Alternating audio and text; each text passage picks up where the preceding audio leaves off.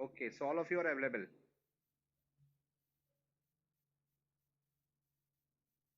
Himanshu, you don't need to get confused about the entrance of Ganga. I told you in the last class कि it's entered nearby Kannauj. Exactly, Kannauj is not on the bank of river Ganga. वो इसके तट पर नहीं है, लेकिन उसके आसपास के क्षेत्रों से ये गुजरती है. तो ऐसे आप यूपी पीसीएस के प्रीवियस ईयर क्वेश्चंस को देखोगे ना, तो उसमें ये क्वेश्चंस कई बार आई हैं कि भाई गंगा यूपी में किस क्षेत्र से प्रवेश करती है, कहाँ से एंटर करती हैं. तो वहां से हम इसको ले सकते हैं, उसमें कोई दिक्कत वाली बात नहीं है. ठीक है, तो हम लोगों ने लास्ट क्लास में कहाँ तक डिस्कस किया था, if you could tell me, फिर मैं वहां से स्टार्ट करूँ आज की क्लास को.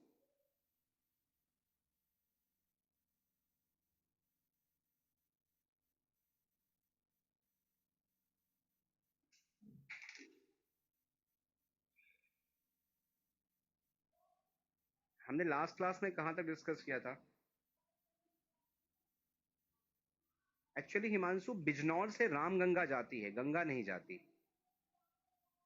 मैंने आपको लास्ट क्लास में कोड कराया था, रवि मोरा बाबा. तो उसमें रामनगर, बिजनौर, उसके बाद हमारा एक एरिया था वहां पर, बरेली, मुरादाबाद, इन सारे शहरों से जो रिवर फ्लो कर रही है वो रामगंगा है.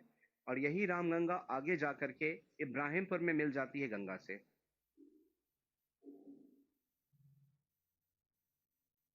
एक बार मुझे आप बता दो लास्ट कौन सी रिवर मैंने कराई थी, उसके अकॉर्डिंगली मैं आज के लेक्चर को स्टार्ट करूंगा. अच्छा, ट्रिब्यूटरीज ऑफ गंगा में कहां तक करा दी थी शिवांगी?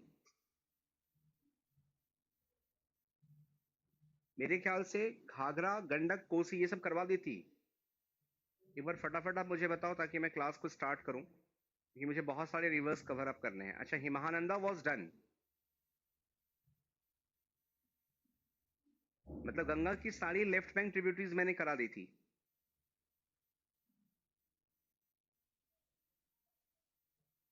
ओके, तो आज हम लोग स्टार्ट करेंगे गंगा के राइट हैंड ट्रिब्यूटरी से. और ओके ओके ओके ओके, तो आज हम लोग राइट हैंड ट्रिब्यूटरी यमुना से स्टार्ट करेंगे. पहले मैं आपको यमुना समझाऊंगा. यमुना के बाद हम लोग इंडस और ब्रह्मपुत्रा की चर्चा करेंगे. और उन दोनों को चर्चा करने के बाद पेनिनसुलर रिवर, गोदावरी, कृष्णा और कावेरी के बारे में चर्चा होगी. आज मैं पूरी कोशिश करूंगा कि रिवर सिस्टम को वाइंड अप करूं एज क्विकली एज पॉसिबल. चलो, अब आप ध्यान दो यहाँ पे, इस मैप के ऊपर आप लोग थोड़ा फोकस करना. हम लोग डिस्कस करने जा रहे हैं अब यमुना को. देखो, ये एक पर्टिकुलर प्लेस है उत्तरकाशी उत्तराखंड के अंदर, जिसका नाम है बांदेर पूछ पीक, बांदेर पूछ चोटी. इस बांदेर पूछ चोटी के ऊपर हमारी एक ग्लेशियर स्थित है, जिसको हम लोग बोलते हैं यमुनोत्री. इस यमुनोत्री से जो रिवर निकल रही है उसको हम लोग बोल रहे हैं कौन सी? यमुना. ये यमुना की लेफ्ट हैंड ट्रिब्यूटरीज हैं और ये यमुना की राइट हैंड ट्रिब्यूटरीज हैं. अगर हम नॉर्थ टू साउथ चलें तो सबसे ऊपर आपको यहाँ पे मिलेगा ऋषि गंगा. ठीक है, जो दूसरी इंपॉर्टेंट ट्रिब्यूटरी है यहाँ पे, उसका नाम है हनुमान गंगा. आफ्टर हनुमान गंगा जब आप पहुंचोगे तो here you will find next river, जिसको हम लोग प्रोनाउंस करते हैं शारदा. और शारदा के बाद एक रिवर यहाँ आती है हिंडन. अगर हम लेफ्ट हैंड की बात करें तो यहाँ पे हमारी एक रिवर है चंबल, इसके नीचे हमारी है सिंध, सिंध के नीचे आती है बेतवा और बेतवा के नीचे आती है केन. अब ये जो रिवर यमुना है, ये उत्तर प्रदेश में एक पर्टिकुलर प्लेस है प्रयागराज. ठीक है, ये जो प्रयागराज है, ये कहा जाता है किस क्षेत्र को? इलाहाबाद के क्षेत्र को. और इसी इलाहाबाद क्षेत्र में जाकर के जो रिवर यमुना है वो गंगा से मिल जाती है. तो आप अगर इस पर्टिकुलर मैप को व्यू कर पा रहे हो, क्योंकि आप लोग काफी डिस्टेंस से इसको व्यू कर रहे हो, तो आपको एक चीज दिख रहा होगा कि ये जो आकृति बन रही है, जो स्ट्रक्चर फॉर्म हो रही है इस रिवर की, पूरे यमुना रिवर सिस्टम की, ये एक पत्ती, पेड़ के जो पत्तियां होती है, जो लीफ ऑफ द ट्री है, या जो डेंड्राइटिक कह सकते हैं उसको हम, यानी कि जो शाखाएं होती हैं वृक्ष की या पेड़ों की, उनके डालियों के समान ये प्रतीत हो रहा है। तो आपको ध्यान रखना है कि जो भी नदियां अपने सहायक नदियों के साथ मिलकर के, ट्रिब्यूटरीज के साथ मिलकर के, अगर वृक्ष की आकृति या पत्तियों की आकृति जैसी संरचनाओं का निर्माण अगर करती है, तो उसको हम बोलते हैं डेंड्राइटिक पैटर्न, यानी कि वृक्षाकार प्रणाली। ठीक है ना? तो आपको ध्यान रखना है कि गंगा और यमुना दो ऐसी नदियां हैं जो अपने ट्रिब्यूटरीज के साथ डेंड्राइटिक पैटर्न को फॉर्म करती है, अपने सोर्स से लेकर के माउथ तक। दूसरी इंपॉर्टेंट चीज है, यमुना गंगा की सबसे लंबी, लॉन्गेस्ट ट्रिब्यूटरी है, जो बांदेरपूछ पीक, उत्तरकाशी उत्तराखंड पर स्थित यमुनोत्री ग्लेशियर से क्या करेगी? ओरिजिनेट करेगी। ओरिजिनेट जैसे ही ये करती है वहां से, कहां से? उत्तराखंड से, तो ये सबसे पहले फ्लो करेगी आपको गढ़वाल क्षेत्र से। जो पौड़ी गढ़वाल रीजन है, उन क्षेत्रों से यमुना प्रवाहित होती हैं, और ये सबसे पहले मैदानी भाग यानी कि प्लेन एरियाज में एंटर करती है हरियाणा में। और हरियाणा में जिस स्थान पर यमुना का सर्वप्रथम आगमन होता है, ये सबसे पहले अराइव करती है, उस पर्टिकुलर प्लेस को हम कहते हैं यमुना नगर डिस्ट्रिक्ट। इसको ध्यान रखना, यमुना नगर जिला जो है ये यमुना के नाम पे पड़ा है हरियाणा में, जहां पे सबसे पहले यमुना एंटर करेगी प्लेन एरिया यानी कि मैदानी भाग में। ठीक है ना? तो बांदेर पूछ वो पर्टिकुलर चोटी है जिसके ऊपर यमुनोत्री ग्लेशियर है, उत्तरकाशी उत्तराखंड में, जहां से यमुना ओरिजिनेट हो रही है, यमुना का सोर्स है। ये पौड़ी गढ़वाल क्षेत्र से प्रवाहित होकर के सबसे पहले ये पहुंचती है कहां पे? यमुना नगर में। और यही जो यमुना नगर डिस्ट्रिक्ट है, जहां पे यमुना एंटर कर रही है, यहाँ पे एक बांध बनाया गया, एक छोटा सा बराज है जिसका नाम है हथनी कुंड।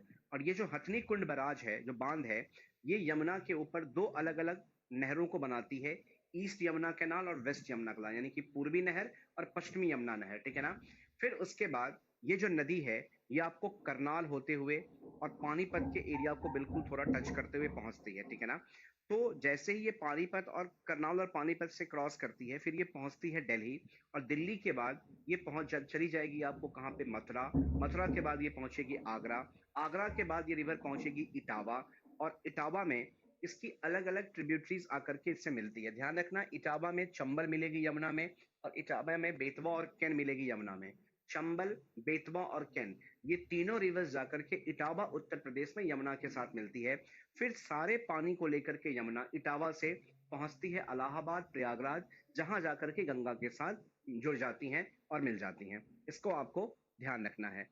तो अभी फ्लो के हिसाब से अगर आपको देखोगे, तो यमुना निकली कहां से? उत्तरकाशी उत्तराखंड से। ये पहुंचेगी कहां पे? यमुना नगर हरियाणा में। उसके बाद ये करनाल जाएगी, पानीपत एंटर करेगी, फिर उसके बाद ये पहुंच जाएगी कहां पर? दिल्ली। दिल्ली के बाद मथुरा, आगरा, इटावा, और फाइनली कहां पर? इलाहाबाद, प्रयागराज में इसका संगम स्थल है। किसके साथ? गंगा के साथ। Is it clear to everyone? इसमें सिंपल दो चीजों को ध्यान रखनी है आपको, कि यमुना गंगा की तीसरी सबसे लंबी सहायक धारा है, third longest river in India है। यमुना भारत की तीसरी सबसे लंबी नदी है, गंगा और गोदावरी के बाद। सबसे लंबी गंगा है, दूसरी सबसे लंबी गोदावरी है, और तीसरी सबसे लंबी यमुना है। लेकिन यमुना गंगा की सबसे लंबी ट्रिब्यूटरी है। लॉन्गेस्ट ट्रिब्यूटरी ऑफ गंगा अगर कोई पूछेगा तो आप बताओगे यमुना। और साथ ही साथ इसकी एक और भी खूबी है, ये लॉन्गेस्ट के साथ साथ सेकेंड लार्जेस्ट भी है, यानी कि घाघरा के बाद जो दूसरा सबसे अधिक वॉल्यूम ऑफ वाटर गंगा में ऐड किया जाता है, सबसे अधिक पानी घाघरा के बाद जो नदी लाकर के गंगा में देती है या प्रदान करती है गंगा को, वो रिवर कौन सी है? यमुना। तो यमुना के साथ दो विशेषताएं आपको ध्यान रखनी है, कि it is the longest and second largest tributary of river Ganga, which originates from the Yamunotri glacier in Uttarkashi, Uttarakhand, and it flows from Uttarkashi, फिर पौड़ी गढ़वाल, यमुनानगर, करनाल, पानीपत, दिल्ली, मथुरा, आगरा, इटावा, एंड फाइनली इलाहाबाद, प्रयागराज। कोई डाउट? अब देखो, अगर इसमें हम इन सारे ट्रिब्यूटरीज को देखें, ठीक है ना, तो लेफ्ट हैंड से इसको ज्वाइन करती है ऋषि गंगा, फिर हनुमान गंगा, फिर शारदा, और इसमें एक रिवर आके जुड़ती है हिंडन। ये काफी इंपॉर्टेंट है क्योंकि दिल्ली के एनसीआर यानी कि राष्ट्रीय राजधानी क्षेत्र से प्रभावित होती है। फिर यहाँ पे एक रिवर है चंबल, सिंध, बेतवा और कैन। अब इस सारे नदियों में से आपको केवल दो रिवर्स के बारे में जानना है बेसिकली, एक चंबल के बारे में और दूसरा हिंडन के बारे में। ठीक है ना? तो मैं अभी आपको समझाऊंगा कि चंबल और हिंडन का क्या विशेषता है यमुना के साथ साथ, क्योंकि ये दोनों नदियां अपने अपने क्षेत्रों में लाइफलाइन कही जाती है, जीवन रेखा कही जाती है, क्योंकि ये वहाँ के एग्रीकल्चर प्रोडक्शन को सपोर्ट करती है, वहाँ के पीने के पानी के परियोजना को सपोर्ट करती है, और सबसे इंपॉर्टेंट चीज है, सिंचाई के लिए इसका सबसे अधिक उपयोग किया जाता है।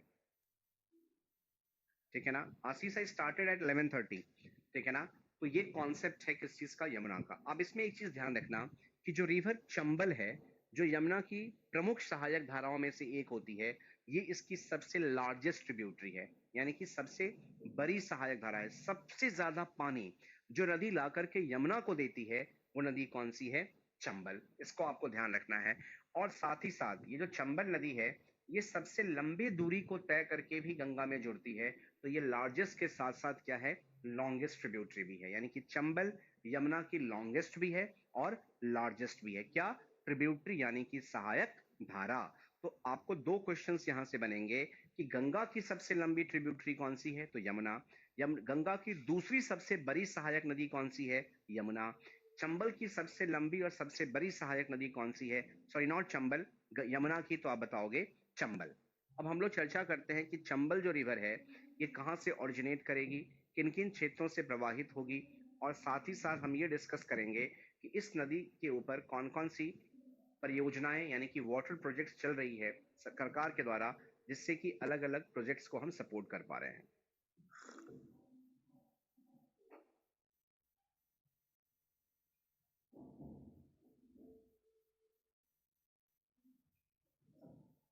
सब चीजें क्लियर हो रही है ना आपको।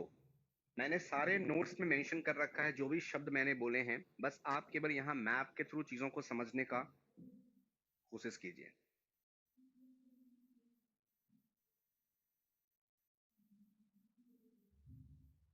नमन, सिंध की तो यमुना गंगा की लॉन्गेस्ट और सेकेंड लार्जेस्ट है। सुनील,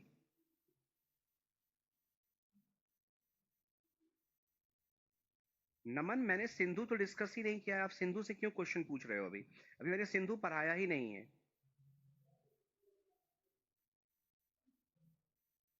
वीडियो क्लैरिटी ठीक नहीं है। आपको सारे नोट्स मैंने प्रोवाइड कर रखा है, अभी और भी चीजें उसमें ऐड होंगी। अभी नमन जी मेरे से मानसर उस पे इंडस पे क्वेश्चन पूछ रहे हैं, मैंने इंडस अभी कराया नहीं है आपको। जब मैं इंडस कराऊंगा तो आपके पास कोई भी डाउट नहीं रहेगा। प्लीज इस चीज को कोऑपरेट कीजिए। आप अभी नोट्स के हिसाब से क्वेश्चन मत पूछिए मुझसे, आप अभी क्लास के हिसाब से मुझसे क्वेश्चन पूछिए। हाँ भूपेंद्र, अगर आप साथ साथ में लिख सकते हो तो ये अच्छी बात है, लेकिन पहले आप समझिए, कोशिश कीजिए समझने का। एक बार आप समझ गए तो आपको नोट्स तो मैं दे ही रहा हूं, तो आपको कोई दिक्कत नहीं आएगी एज सच। ठीक है, चलो। अब हम लोग डिस्कस करते हैं किस चीज को, चंबल को। तो ये जो रिवर है चंबल, इसके बारे में हम लोग डिस्कस कर रहे हैं। देखो, मध्य प्रदेश में एक हमारी पर्वत श्रेणी है जिसका नाम है विंध्यान रेंज। विंध्यान पर्वत श्रेणी। इस विंध्यमान पर्वत श्रेणी के, जब जब ये रेंज है तो यहाँ पे बहुत सारे माउंटेन्स होंगे, बहुत सारी छोटी छोटी चोटियां होंगी।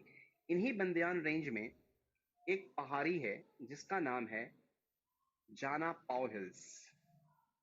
इस पहाड़ी का नाम है जाना पाओ पहाड़ी। ठीक है, इसी जाना पाओ पहाड़ी से, और ये जो जाना पाओ हिल्स है, ये आपको स्थित है मऊ में। मऊ, मध्य प्रदेश में। It's in MP. ठीक है ना। यहाँ पे ध्यान देना, इसके लोकेशन से बहुत इंपॉर्टेंट चीज आ रही है। एक तो अगर पूछेगा कि किस माउंटेन रेंज से ये ओरिजिनेट करती है तो विंध्यान, किस हिल से निकलती है तो जाना पाओ, और किस जगह से उद्गम होता है इसका तो आप बताओगे मऊ से।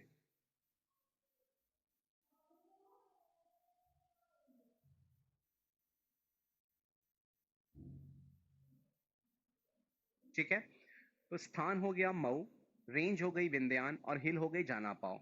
यहीं से रिवर निकल रही है कौन सी, हमारी चंबल, जो मऊ से निकलने के बाद पहुंचती है एक बहुत ही फेमस शहर में जिसका नाम है इंदौर।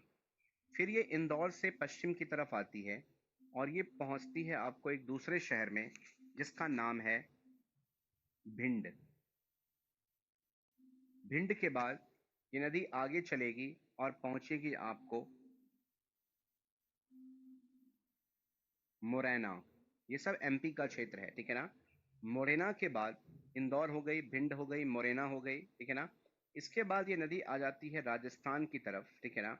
और राजस्थान में इसका प्रवेश होता है एक बहुत ही इंपॉर्टेंट प्लेस में, जिसका नाम है कोटा। आपने सुना होगा कोटा, ये बहुत बड़ा शैक्षणिक स्थान है।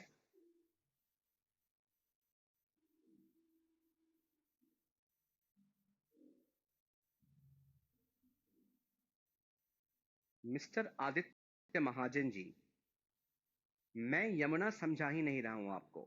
मैं समझा रहा हूं आपको क्या, ट्रिब्यूटरी ऑफ यमुना। और आप मेरे लेक्चर पे प्लीज फोकस कीजिए। आपने मुझसे क्वेश्चन ये किया है कि यमुना इलाहाबाद में गंगा के साथ मिल गई तो एमपी कैसे आया।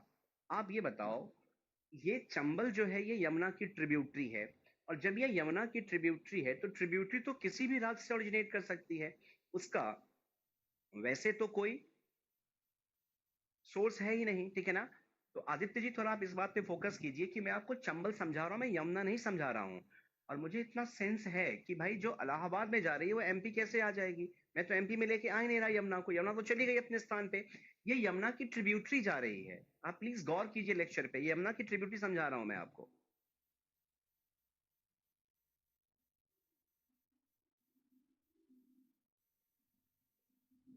सुनील जी, ये मऊ चित्रकूट वाला नहीं है। चित्रकूट वाला, चित्रकूट जो पड़ जाएगा हमारा, वो यूपी में पड़ता है, ठीक है ना। और वो MHOW ये नहीं है, वो है MHOW कैपिटल लेटर्स में। इसका फुल फॉर्म होता है मिलिट्री हेडक्वार्टर्स ऑफ वॉर। ये एक छावनी क्षेत्र है उत्तर प्रदेश के अंदर। तो ये वो मऊ अलग है और ये मऊ अलग है। क्लियर सुनील और आदित्य जी, आपका डाउट क्लियर हुआ। आपने मुझसे पूछा कि एमपी कैसे आ गया। मैं यमुना तो समझा ही नहीं रहा हूं आपको, मैं यमुना की ट्रिब्यूटरी समझा रहा हूं। हाँ, ट्रिब्यूटरी मीन सहायक नदी समझा रहा हूं मैं आपको, ठीक है। तो चंबल जो है, अभी ये चंबल एंटर करेगी यूपी में, और एंटर करने के बाद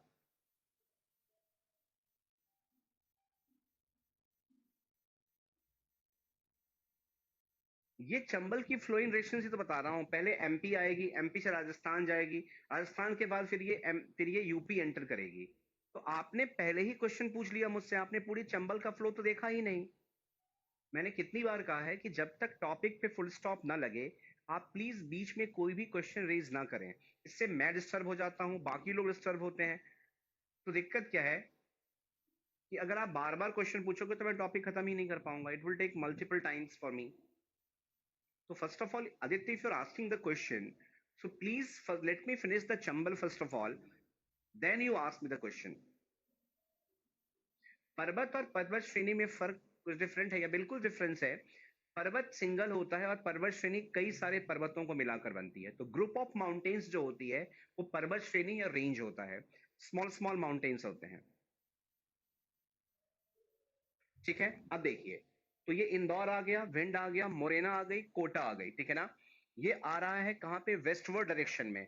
यानी कि ये पहले था कहां पर, पूर्वी क्षेत्र में। तो ईस्ट से ये पहले आया कहां पर, वेस्ट की तरफ, ठीक है ना। अब ये जो कोटा का क्षेत्र, कोटा का इलाका है,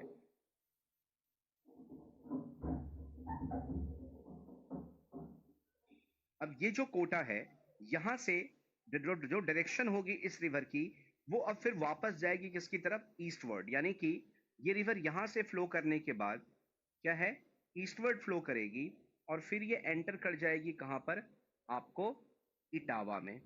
और ये जो इटावा का इलाका है, इस इटावा में, ठीक है ना, ऑलरेडी फ्लो किसका हो रहा है, यमुना का।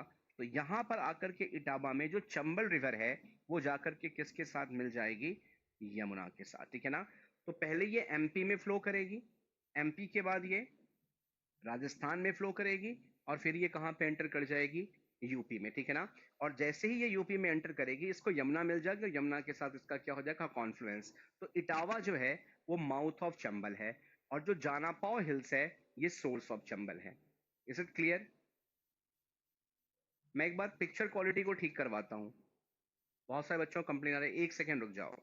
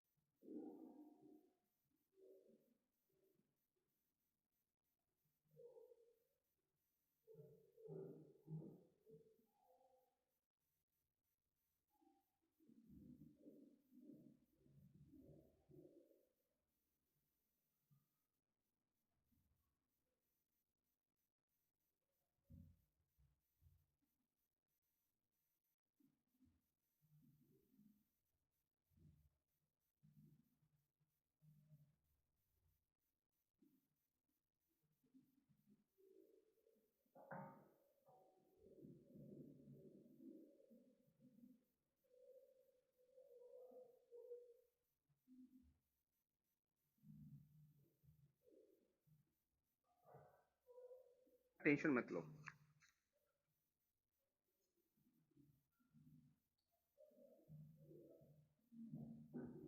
एक सेकंड रुक जाओ।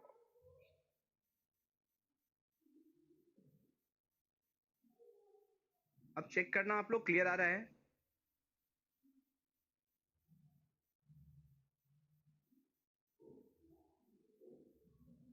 Now is it okay to all of you? अब सही है, ठीक है, ओके।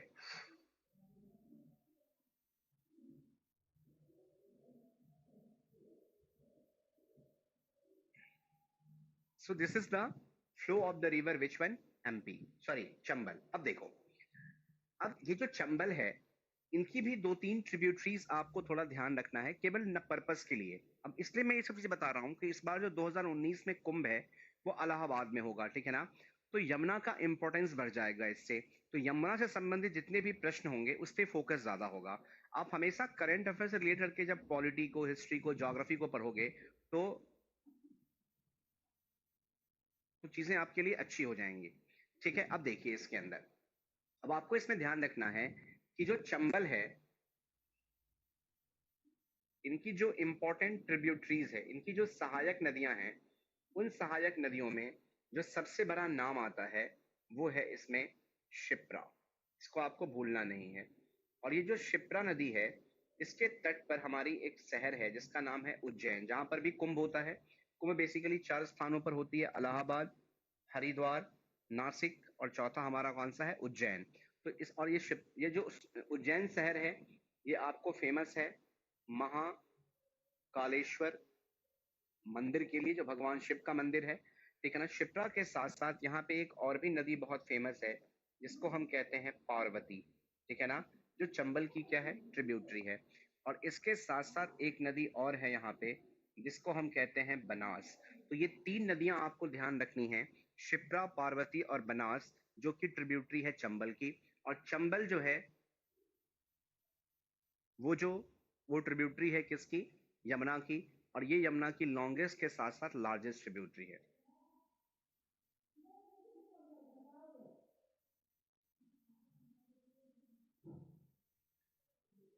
लाइट कम आ रही है क्या स्क्रीन पे?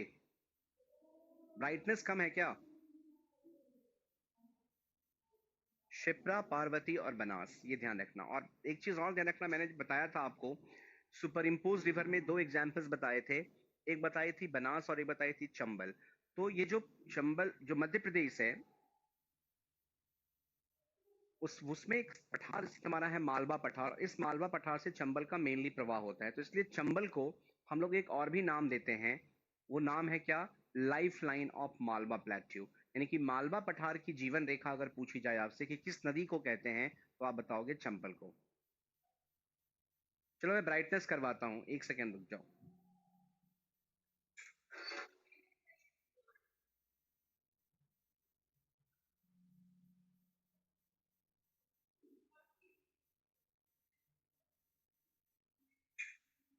थोड़ी ब्राइटनेस कर दो, अभी करवा रहा हूँ brightness.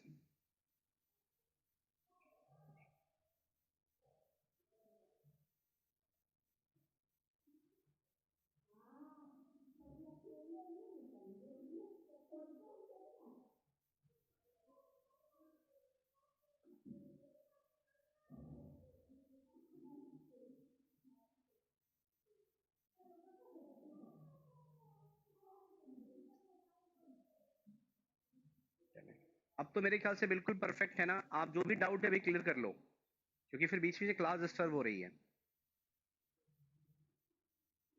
Video quality very bad. अब तो वीडियो सही चल रही है, अब तो ब्राइटनेस भी आ गई और मेरे ख्याल से विजिबिलिटी भी अच्छी दिख रही है मुझे। Okay, thank you. ठीक है आफ्ताब। तो ये बेसिकली कॉन्सेप्ट है किसका? चंबल का। हाँ बिल्कुल, ये जो मोरेना है ना, मोरेना, ये जो एरिया है, ये पान सिंह तोमर का एरिया था, अगर आपको पता हो। और जो भिंड का इलाका है, भिंड मोरेना, इसके बीच में बिल्कुल बीहड़ क्षेत्र है, जहां से बहुत सारे डकैट्स और डकैत लोग आते थे, ठीक है ना? इसको ध्यान रखना। बाकी शिप्रा, पार्वती और बनास, इन तीनों को आपको लोकेशन बिल्कुल ध्यान रखना है कि ये तीनों क्या है, इसकी ट्रिब्यूटरीज हैं किसकी, चंबल की, जो कि सबसे इंपॉर्टेंट रोल प्ले करती है चंबल को बहुत सारा वाटर देने में, जिस कारण से चंबल गंगा की सॉरी यमुना की सबसे लार्जेस्ट ट्रिब्यूटरी कही जाती है। ठीक है ना, क्लियर है ऑल ऑफ यू? चलो अब हम लोग चलते हैं आगे की तरफ। इसमें दो तीन चीजें आपको ध्यान रखनी है।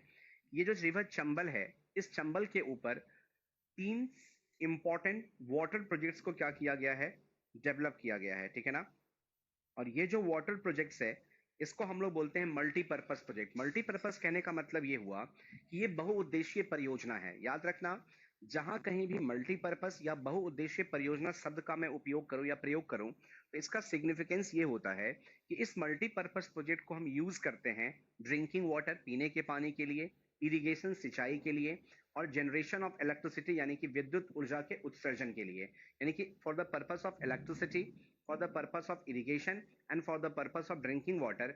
जब एक ही परियोजना को आप प्रयोग करोगे तो उसको हम क्या बोलते हैं, मल्टीपर्पस प्रोजेक्ट। ठीक है, इसमें आपको ध्यान रखना है कि ये जो रिवर चंबल है, इस पे 4 प्रमुख परियोजनाएं बनाई गई हैं, और इसको बिल्कुल ऑर्डर में याद रखना है आपको, नॉर्थ टू साउथ, क्योंकि क्वेश्चन पूछता है कि आप इसको उत्तर से दक्षिण के क्रम में सजाइए। तो सबसे ऊपर जो परियोजना है उसका नाम है गांधी सागर। ठीक है, ये एक बहुउद्देशीय परियोजना है जिसको विकसित किया गया है चंबल के तट पर।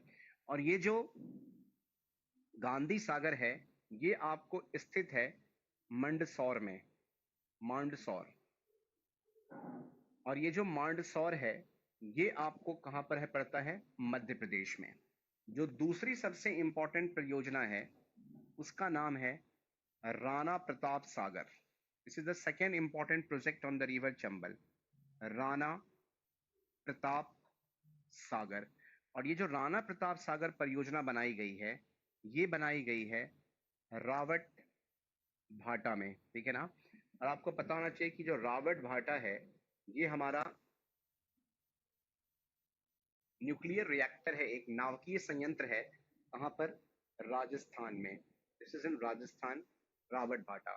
जो तीसरी परियोजना है इस नदी के तट पर, वो है जवाहर सागर।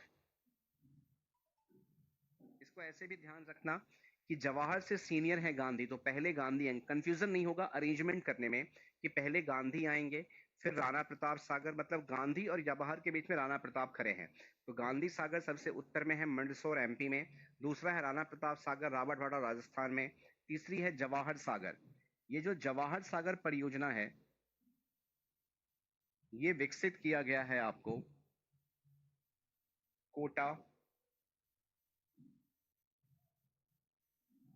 राजस्थान में। और जो चौथी इंपॉर्टेंट परियोजना यहाँ पे विकसित की गई है, उसका नाम है आपको कोटा बैराज, जिसको हम लोग नाम देते हैं कोटा बांध। तो ये भी कहां पर होगा, कोटा डिस्ट्रिक्ट,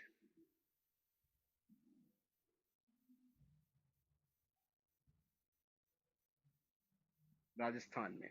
ठीक है ना, हाँ बिल्कुल प्रयास, ये सारे क्या है, डैम्स हैं।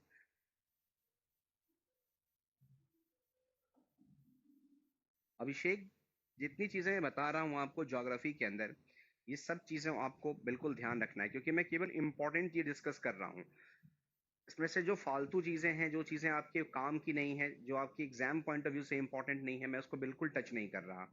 इसलिए आपको इन सब चीजों पर बिल्कुल फोकस रखना पड़ेगा, इसका आप ध्यान रखिए। ठीक है ना, तो आपको गांधी सागर याद रखना है मंदसौर में, राणा प्रताप रखना है रावत भाटा में, जवाहर सागर रखनी है कोटा राजस्थान में, और कोटा बराज। ध्यान रखना, बराज का मतलब भी बांध होता है और डैम का मतलब भी बांध होता है, बस फर्क ये है कि बराज जो है वो छोटा बांध होता है और जो डैम्स होते हैं वो that is the bigger one.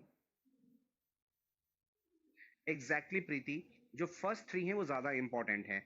तो चौथा मैंने इसलिए बताया है एडिशनल, कि वो कोटा है तो कोटा कभी पूछेगा नहीं, लेकिन मेरा काम है बताना आपको। इसलिए इन तीनों चीजों को आप ध्यान रखना, गांधी, राणा प्रताप एंड जवाहर सागर, ये तीनों इंपॉर्टेंट हैं। किसके ऊपर, चंबल के ऊपर।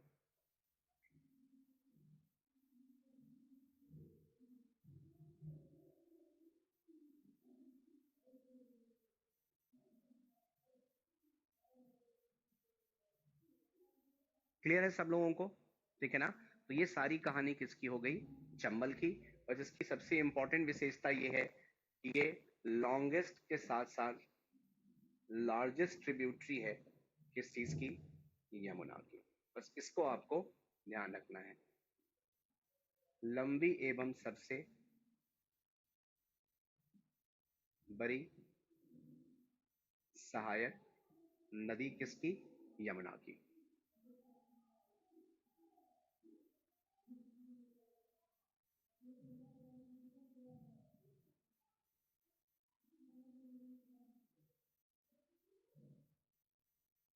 गांधी सागर खुद एक परियोजना है रंजन जी, ये परियोजना का ही नाम है।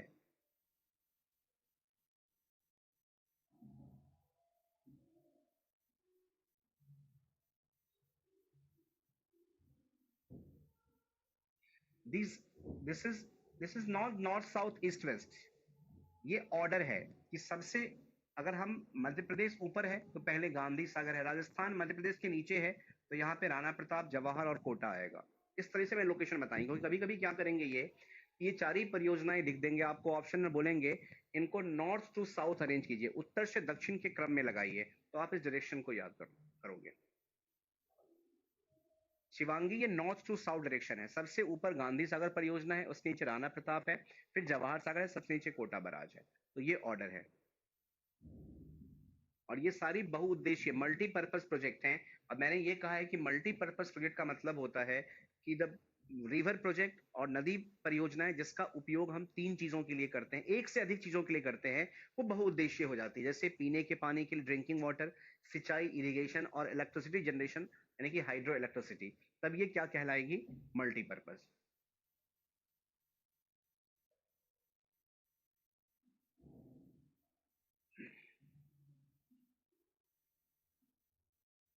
आपको एक डैम और याद रखना है, इसकी एक ट्रिब्यूटरी है जिसका नाम है बेतवा। ठीक है ना? ध्यान रखना, ये जो बेतवा ट्रिब्यूटरी है यमुना की, इसके ऊपर ललितपुर डिस्ट्रिक्ट है हमारा यूपी का। ठीक है ना?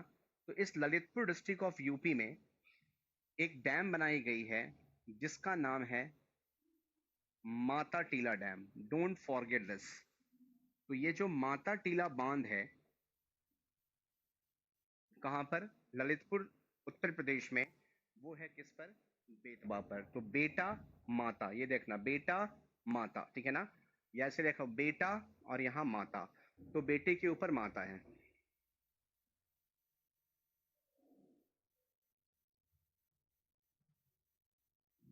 भूपेंद्र जी, लॉन्गेस्ट ट्रिब्यूटरी यमुना है, सेकेंड लॉन्गेस्ट घाघरा है। लार्जेस्ट के हिसाब से लार्जेस्ट घाघरा है और सेकेंड लार्जेस्ट यमुना है, गंगा की। बेतवा पे ऊपर ललितपुर जिले में जो डैम है वो माता टीला। ये क्वेश्चन बहुत बार आ चुका है कि माता टीला बांध कौन सी नदी के तट पर बनाया गया, आप याद रखना बेतवा। ठीक है? अब जो सबसे इंपॉर्टेंट ट्रिब्यूटरी है जिसकी चर्चा बहुत होती है, उसका नाम है हिंडन। इसमें एक चीज ध्यान रखिएगा आप, ये रिवर फ्लो करती है पश्चिम से पूरब की तरफ, वेस्ट टू ईस्ट। तो एक पर्टिकुलर जगह है हमारा जिसका नाम है शाहजहांपुर। इस शाहजहांपुर में आपको हिमालय की सबसे निचली पर्वत श्रेणी, यानी सबसे निचला निचला भाग जो है, उसका नाम है शिवालिक।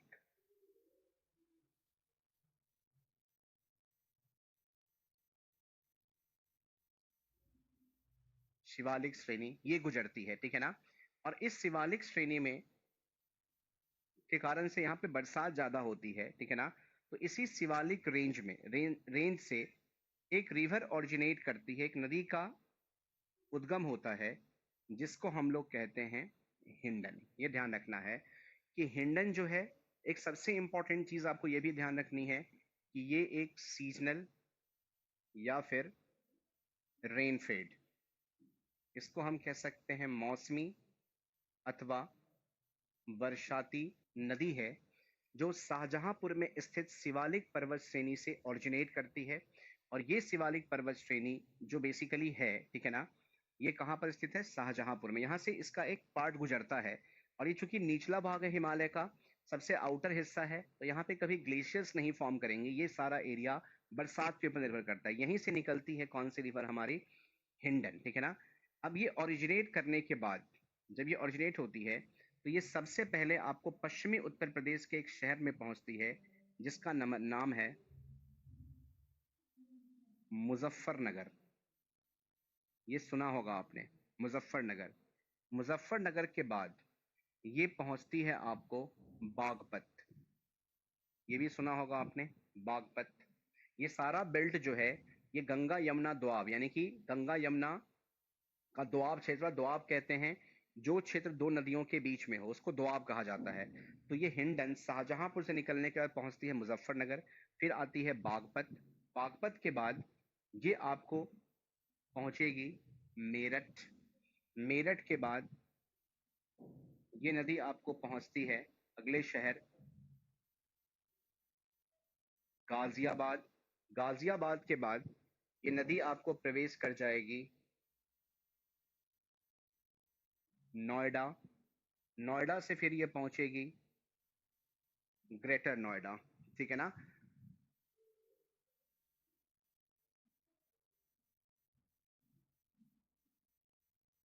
ठीक है, हिंडन, शाहजहांपुर, मुजफ्फरनगर, बागपत, मेरठ, गाजियाबाद, नोएडा, ग्रेटर नोएडा।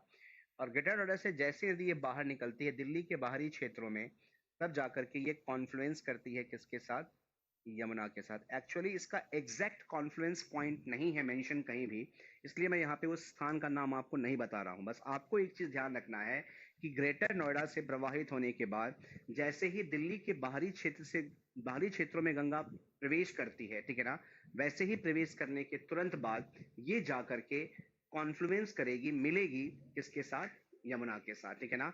तो अगर सिंपल क्वेश्चन पूछता है कि हिंडन कहाँ पे जाके यमुना से कॉन्फ्लुएंस करेगी, तो आपको उसमें ऑप्शन होगा कि विद इन द दिल्ली या आउटसाइड दिल्ली। तो आप बताओगे दिल्ली के बाहरी क्षेत्रों में जाकर के हिंडन जो है वो मिल जाती है किसके साथ, यमुना के साथ। और शुरू कहाँ से हो रही है ये, शाहजहांपुर से। ये पहुंचेगी मुजफ्फरनगर, बागपत, मेरठ, गाजियाबाद, नोएडा और ग्रेटर नोएडा।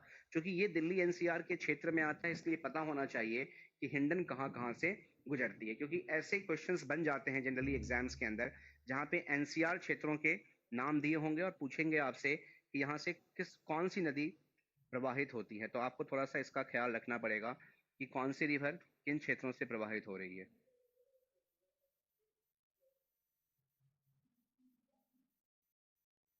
ठीक है, ये फ्लो है किसका, हिंडन का। तो ये सारी कहानी जो मैंने बताई है आपको, ये है किससे संबंधित, गंगा और यमुना से। तीन चार चीजों को आप ध्यान से सुन लेना कि जो गंगा और यमुना का दोआब क्षेत्र है ये सबसे ज्यादा विकसित होता है वेस्टर्न उत्तर प्रदेश में, यानी कि जो पूरा क्षेत्र है मुजफ्फरनगर, बागपत, मेरठ, बरौत, गाजियाबाद, नोएडा। क्योंकि आप देखोगे कि जैसे मेरठ है तो मेरठ शहर दो नदी के बीच में है, एक तरफ गंगा जा रही है और एक तरफ यमुना जा रही है। और गंगा यमुना दोनों ही मेरठ शहर से लगभग आप ये मान के चलो कि 40 से 45 किलोमीटर की दूरी पर स्थित है। दोनों नदियां लगभग इक्वी डिस्टेंट है, ठीक है ना। और दोनों के बीच में ये पूरा क्षेत्र आता है, मेरठ का, गाजियाबाद का, नोएडा का। तो ये एक तरह से बहुत फर्टाइल जोन हुआ करता था गंगा यमुना दोआब का। लेकिन आप देख रहे हो कि जिस हिसाब से आबादी बढ़ रही है दिल्ली शहर की, दिल्ली फैल रहा है, विस्तृत हो रही है, जिस कारण से एग्रीकल्चर लैंड दिन ब दिन श्रिंक कर रही हैं और रेसिडेंशियल एरियाज डेवलप हो रहा है, ठीक है ना। जिससे कहीं ना कहीं प्रोडक्टिविटी ऑफ एग्रीकल्चर पे ज्यादा इसका असर हो रहा है। और फूड प्रोडक्टिविटी इंडिया में दिन प्रतिदिन क्या है, घट रही है, जिससे फूड कंपोनेंट्स का, यानी कि खाद्य पदार्थों की जो कीमत है निरंतरता के साथ बाजार में बढ़ रही है, जिसको हम इन्फ्लेशन या मुद्रास्फीति भी कहते हैं। तो ज्योग्राफी को अगर आप डिस्ट्रॉय करोगे तो आपकी इकोनॉमी भी खराब होगी, आपका पॉलिटी भी खराब होगा और आपका इतिहास भी खराब होगा। इसलिए ज्योग्राफी को कंजर्व करना बहुत जरूरी है। आप इसमें ध्यान रखना कि गंगा के संरक्षण के लिए, गंगा के स्वच्छता के लिए, उसको पॉल्यूशन और हम कह सकते हैं प्रदूषण मुक्त रखने के लिए भारत सरकार ने आजादी के बाद कई सारी परियोजनाएं चलाई हैं, जिसमें एक सबसे बड़ा नाम आता है अभी तक के कार्यक्रमों में नमामि गंगे, जिसको 2014 के एनुअल बजट में क्या किया गया, पेश किया गया और उसमें 20,000 करोड़ रुपए का आवंटन किया गया है।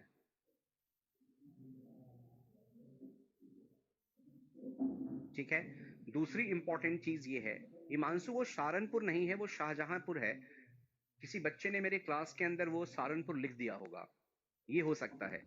अदरवाइज कोई दिक्कत नहीं है, जो मैं बता रहा हूँ आप उसको केवल फॉलो करो। सेकेंड इंपॉर्टेंट चीज ये बता रहा था मैं आपको कि इसके संबंध में नमामि गंगे बनाई गई, 20,000 करोड़ रुपए का आवंटन किया गया।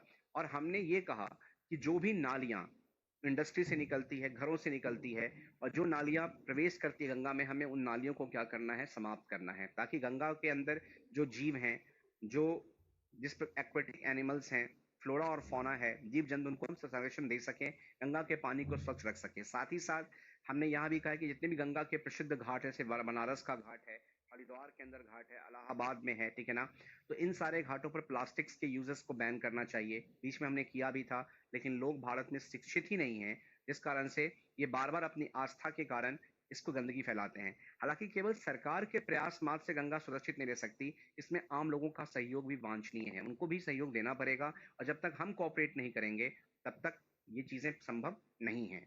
दूसरी इंपॉर्टेंट चीज ये है कि गंगा को के इम्पोर्टेंस को बढ़ाने के लिए हमने 2009 में गंगा को नेशनल रिवर यानी कि राष्ट्रीय नदी की संज्ञा दी, और 2010 में इसी गंगा में पाए जाने वाली मछली की एक प्रजाति है, एक फिश की स्पीसीज है, जिसको हम बोलते हैं गंगा डॉल्फिन, उसको हमने राष्ट्रीय जलीय पशु यानी कि नेशनल एक्वेटिक एनिमल घोषित किया। और ये सब चीजें हम इसलिए कर रहे हैं ताकि गंगा की इंपॉर्टेंस बढ़ सके, क्योंकि गंगा केवल किसी क्षेत्र विशेष के लिए इंपॉर्टेंट नहीं है, वो पूरे इंडिया के लिए इंपॉर्टेंट है, क्योंकि इसकी जो लेंथ है 2525 किलोमीटर, तो 2525 किलोमीटर की जो डिस्टेंस को ये फॉलो करती है, तो आप सोचो कितने सारे शहर, कितने सारे बड़े बड़े छोटे छोटे गांव, कस्बों, इन सब के अंदर इस नदी से वहां पे सिंचाई व्यवस्था बेहतर की जा सकती है।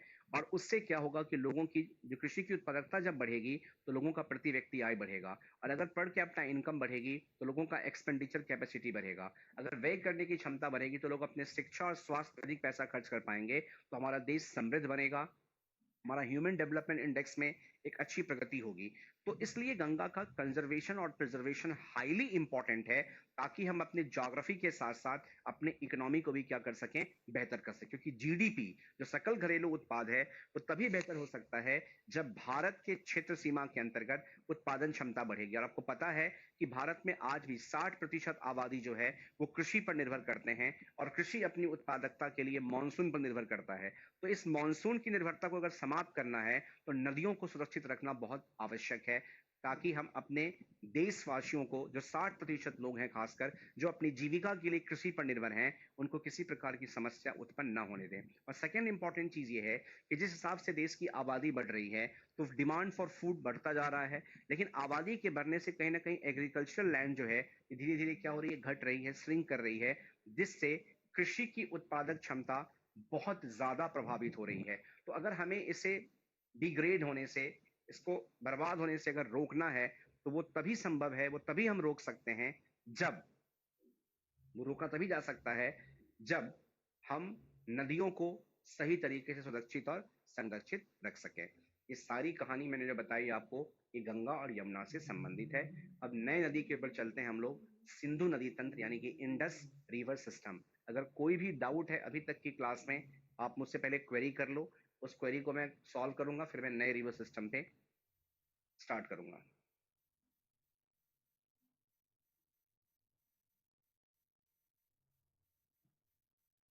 एग्जैक्टली हिमांशु, जो ये क्षेत्र दो नदियों के बीच का होगा, उसके लिए हम लोग एक शब्द यूज करते हैं, दो आब। दो का मतलब होता है टू, और आब का मतलब होता है पानी। तो दो नदियों के, दो पानी के बीच का जो क्षेत्र होगा वो दोआब कहलाएगा। प्रीति जी, हम लोग जो डर्टी वाटर्स है, जो गंगा पानी का जो गंदा पानी होता है, इसको हम निकास ना करके ऐसा कर सकते हैं कि अंडरग्राउंड सिस्टम को डेवलप कर सकते हैं, ठीक है ना। अंडरग्राउंड सिस्टम का मतलब ये होता है कि जो नदियां, जो पानी, ठीक है ना, गंदगी के रूप में नाली के रूप, नाली से बह रही है, इंडस्ट्रियल पॉल्यूटेंट से बन रही है, तो इसके लिए हम शहर के बाहर एक तालाब बना सकते हैं।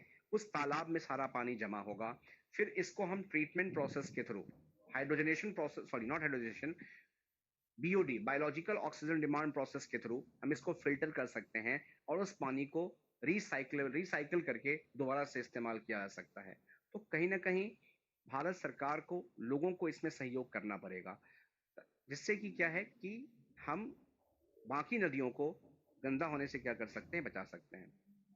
शिवालिक रेंज जो है ना बेसिकली अमित जी, ये आपको स्टार्ट हो जाता है उत्तराखंड से, लेकिन उत्तराखंड के नीचे जो उत्तर प्रदेश का क्षेत्र है उसके भी कई सारे जिलों को ये थोड़ा बहुत टच करती है, लेकिन ये सब बैरन माउंटेन्स है, ये हरा भरा पहाड़ नहीं है।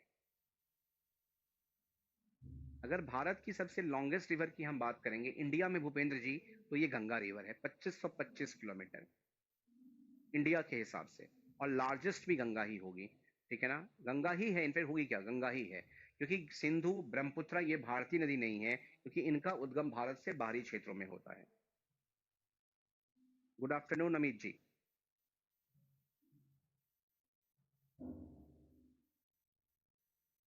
Naman, we can use the underground reservoir system, but the thing is that I told you in the start of the class that in India the awareness is not that much. जब तक हम लोगों को जागरूक नहीं करेंगे, जब तक कोई कैंपेन नहीं चलाई जाएगी ग्रामीण स्तर पर, खासकर रूरल एरियाज में, ठीक है ना, पंचायत के अंदर, तब तक हम लोगों को के बीच जागरूकता उत्पन्न नहीं कर सकते हैं। और एक सबसे बड़ा फ्लॉ जो है, एक सबसे बड़ी जो आप कह सकते हो अवरोध जो है इन अवेयरनेस के पीछे ये है कि जो पंचायत लेवल पे रिप्रेजेंटेटिव्स होते हैं, जो आपके प्रतिनिधित्व होते हैं ग्राम प्रधान के रूप में, ठीक है ना, वो आपके पढ़े लिखे लोग नहीं होते। तो जब आपका प्रधान ही अनपढ़ होगा, जब वही शिक्षित नहीं होंगे, साक्षर नहीं होंगे, तो बाकी लोगों को कहाँ तक शिक्षित कर पाएंगे, कहाँ से अवेयर कर पाएंगे। तो सिस्टम ऑफ इलेक्टोरेट जो है वो भी एक बहुत बड़ा डेटरेंट है, एक बहुत बड़ा अवरोध है हमारे प्रोग्राम्स को इम्प्लीमेंट ना हो, सही रूप से इम्प्लीमेंट ना कर पाने में।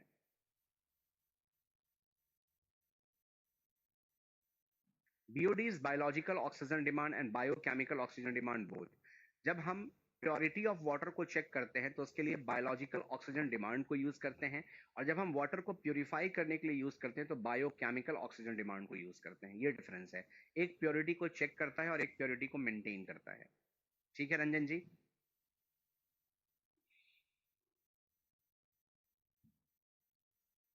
BOD is basically the process to check the purity of the water. That is biological oxygen demand. ठीक है, चलो अब हम लोग स्टार्ट कर रहे हैं यहाँ पे इंडस रिवर,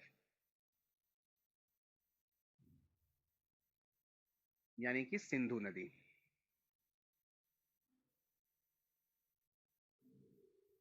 ठीक है, देखो जब हम इंडो चाइना बॉर्डर पे जाते हैं तो भारत चीन सीमा पर आपको दो इंपॉर्टेंट लेक्स मिलेंगे। एक का नाम है राकस ताल या राकस झील, और दूसरे इंपॉर्टेंट लेक का नाम है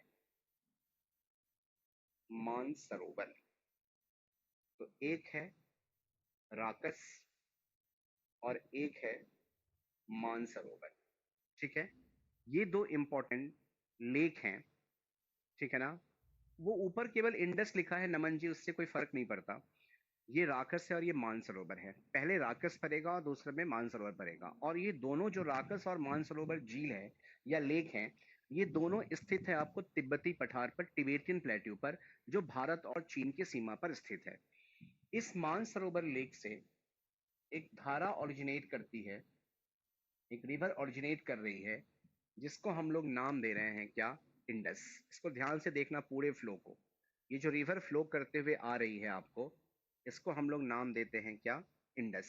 ये सबसे ऊपर की जो सबसे बड़ी नदी आपको यहाँ पे मैंने बनाई है, ये रिवर कौन सी है, ये सिंधु नदी है। दिस इज द रिवर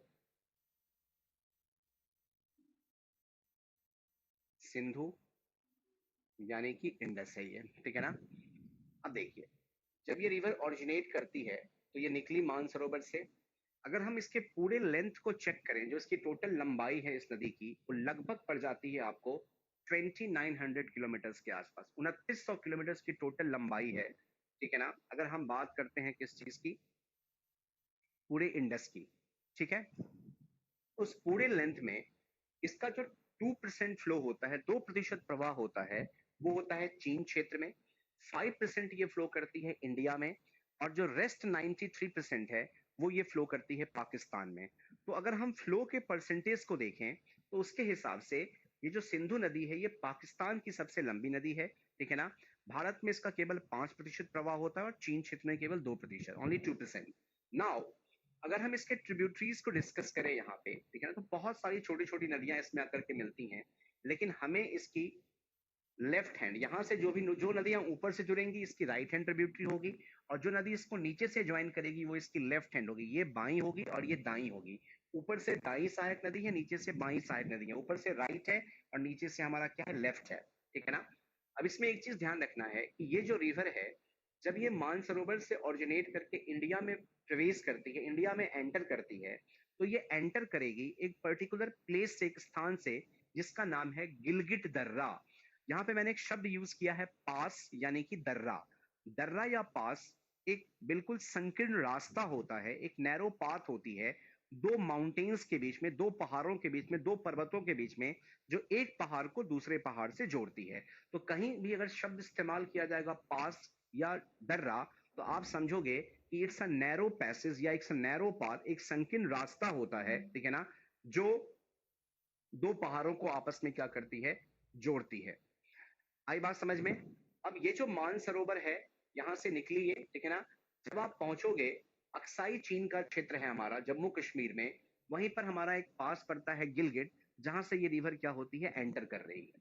अब आपको मैं एक चीज ध्यान दिला दूं यहाँ पे, कि जैसे ही ये यहाँ पे एंटर करेगी गिलगिट पास से, ये स्थान जो है, ये जो प्लेस आपको दिख रहा है, ये बेसिकली गिलगिट दर्रा है, ठीक है ना। इसको गिलगिट पास मान लो। यहाँ से रिवर एंटर करती है जम्मू कश्मीर क्षेत्र में, और जैसे ही ये जम्मू कश्मीर क्षेत्र में एंटर करेगी, ये सबसे पहले प्रवेश करती है एक जगह पर जिसका नाम है दम चौक। ये ध्यान रखना है, दम चौक वो प्लेस है, वो स्थान है जहां पे सबसे पहले अराइवल होगा रिवर इंडस का। और फिर ये लद्दाख और झांसकर, लद्दाख ऊपर है, झांसकर नीचे है, ये दोनों माउंटेन रेंजेस हैं, और ये दोनों पड़ता है ट्रांस हिमालय में। अभी अब जब माउंटेन पर आऊंगा आपको, जब हिमालय पर आऊंगा, तो मैं सारे माउंटेन रेंजेस बताऊंगा आपको, कि सबसे ऊपर काराकोरम है, फिर लद्दाख है, फिर झांसकर है, फिर पीर पंजल है, फिर धौलाधर है। तो जब हम काराकोरम से नीचे आते हैं तो लद्दाख, और लद्दाख से नीचे आएंगे तो झांसकर पड़ेगा। तो ये जो सिंधु नदी है, इसके ऊपर में आपको मिलेगा लद्दाख, ये लद्दाख है, और इसके नीचे में आपको मिलती है क्या, झांसकर। ये लद्दाख श्रेणी है यहाँ पर, और नीचे में आपको मिलेगा झांसकर श्रेणी, ठीक है ना। तो ऊपर लद्दाख और नीचे झांसकर, इन दोनों पर्वत श्रेणियों के बीच जो नदी फ्लो करती है उसका नाम है इंडस। कभी कभी ये भी क्वेश्चन पूछा जाता है कि सिंधु नदी किन दो पर्वत श्रेणियों के मध्य से गुजरती है, किन माउंटेन रेंजेस के विद इन फ्लो करती है, तो बताएंगे लद्दाख और झांसकर से, ठीक है ना। तीसरी इंपॉर्टेंट चीज यहाँ पे ये है कि लद्दाख और झांसकर से फ्लो करने के बाद ये पहुंचती है जम्मू कश्मीर के एक सबसे इंपॉर्टेंट प्लेस पे, जिसका नाम है मुजफ्फराबाद। कहां पर, मुजफ्फराबाद, ठीक है ना। और मुजफ्फराबाद से फिर ये प्रवेश कर जाती है पाकिस्तान में, और पाकिस्तान में प्रवेश करने के बाद ये जो नदी है आपकी सिंधु, ये आपको इस्लामाबाद, उसके बाद सबसे इंपॉर्टेंट शहर जो आपका है यहाँ पर मुल्तान, उसके बाद रावलपिंडी, इन जगहों से गुजरने के बाद ये पहुंचती है कराची, और कराची में जाकर के ये गिर जाती है अरब सागर में। यानी कि सिंधु का जो सोर्स है वो है मानसरोवर, और सिंधु का जो माउथ है, यानी कि जो मुखनाद है, वो कहां पर है, तो आप बताओगे अरब सागर में, ठीक है ना। अरेबियन सी में जाकर के ये फॉल कर जाती है, और किस स्थान पर, कराची पर। तो ओरिजिनेट करेगी मानसरोवर से और फॉल करेगी अरेबियन सी में, कहां पर, कराची शहर में। ध्यान रखना है कि ये मानसरोवर से निकलने के बाद गिलगिट पास से इंडिया में प्रवेश करती है, लद्दाख और झस्कर से फ्लो करने के बाद ये पहुंचती है कहां पर, मुजफ्फराबाद, और मुजफ्फराबाद से ये फ्लो करने के बाद ये एंटर कर जाती है कहां पे, पाकिस्तान में। अगर हम इसके ट्रिब्यूटरीज पे ध्यान दें, तो यहाँ पर एक इसकी सबसे इंपॉर्टेंट ट्रिब्यूटरी है, जिसको हम कहते हैं श्योक। इस रिवर का नाम यहाँ पे है श्योक, और श्योक पे एक नदी आकर के ऊपर से मिलती है, जिसका नाम है यहाँ पर नुब्रा, ठीक है ना।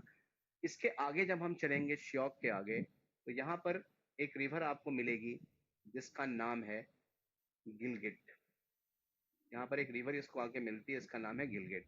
गिलगिट के जब हम आगे जाते हैं, तो यहाँ पे एक रिवर इसको आके जुड़ती है, जिसका नाम है कुर्रम, और कुर्रम के बाद एक नदी आके इसमें मिलेगी, जिसका नाम है यहाँ पर काबुल।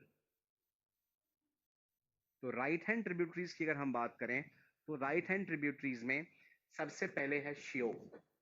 ये जो रिवर आपको दिख रही है यहाँ पे टिप पे, यहाँ पे इसको हम कह रहे हैं क्या, ये श्योक है, ठीक है ना। और श्योक में जो नदी आके मिल रही है वो है नुब्रा, उसके बाद गिलगिट है, फिर कुर्रम है, और फिर काबुल है। ये राइट हैंड से जुड़ती है। अब आपने एक नदियां सुना होगा, झेलम, चेनाब, रावी, ब्यास, सतलज, ठीक है ना। ये सारी नदियां सिंधु के सहायक नदियों में शुमार होती है। सिंधु के सहायक नदियों की चर्चा करेंगे हम लोग, ठीक है ना। तो सिंधु के दक्षिण में, इंडस के जब साउथ में आप आओगे, तो सबसे पहले जो नदी आपको यहाँ पे दिखेगी उसको हम कहते हैं झेलम। ये जो नदी मैं बना रहा हूँ, ये नदी है झेलम, ठीक है ना। और ये जो झेलम नदी है, ये आपको उद्गम होती है श्रीनगर से लगभग 80 किलोमीटर ऊपर स्थित एक झील से, जिसका नाम है वेरीनाग झील, ठीक है ना। वहीं से ये उद्गम होगी, जिसका नाम कौन सा है, झेलम। ये नदी जो है यहाँ पर, ये मैंने बताया है, बनाया है कौन सा, झेलम नदी। फिर जब झेलम के नीचे हम आएंगे तो आपको एक नदी दिखेगी जिसको हम कह रहे हैं चेनाब। ये जो रिवर आ रही है यहाँ पे, ये आ रही है चेनाब, और झेलम आकर के जुड़ जाती है कहाँ पर, चेनाब में। अब जो चेनाब है, ये दो छोटी नदियों के आपस में मिलने से बनती है। एक नदी का नाम है चंद्र और दूसरी नदी का नाम है भाग। तो चंद्र और भाग, ये दोनों नदियां आपको लाहौल और स्पीति जिला है हिमाचल प्रदेश का, वहां पर आकर के कॉन्फ्लुएंस होती है। और ये दोनों नदियां आपको निकलती है जिस जगह से, उसका नाम है बाड़ा लाचा पास। एक बाड़ा लाचा दर्रा है हिमाचल में, वहीं से चंद्र और भाग निकलती है, और फिर ये दोनों आकर के लाहौल स्पीति जिले में मिलती है। और मिलने के बाद यहाँ से निर्माण होता है जिस नदी का, उसको हम बोलते हैं चेनाब या चेनब। जो चेनाब नदी है, ये बनती है चंद्र और भाग से, और जो झेलम आ रही थी वेरीनाग से, ये जाकर के मिल जाएगी कहाँ पर, चेनाब में। अब जब चेनाब के नीचे हम चलेंगे, ठीक है ना, तो आपको यहाँ पे मिलेगा एक और नदी जिसको हम बोलते हैं रावी या रवि रिवर। ये भी रावी रिवर जो है, ये जाकर के मिल जाती है किसमें, चेनाब में। तो ये हमारा है रावी। और ध्यान रखना, रावी जो है ये भी आपको निकलती है कहाँ से, बारा लाचा पास, बारा लाचा दर्रा, ठीक है ना। इसके बाद एक नदी यहां से निकलेगी और, जिसको हम कहते हैं ब्यास नदी, ठीक है ना।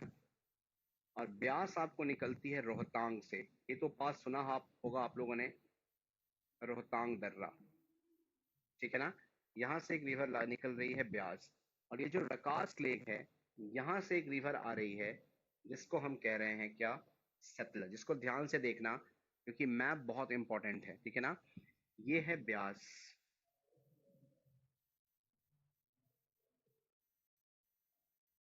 और जो नीचे नदी आपको दिख रही है, ये है सतलज।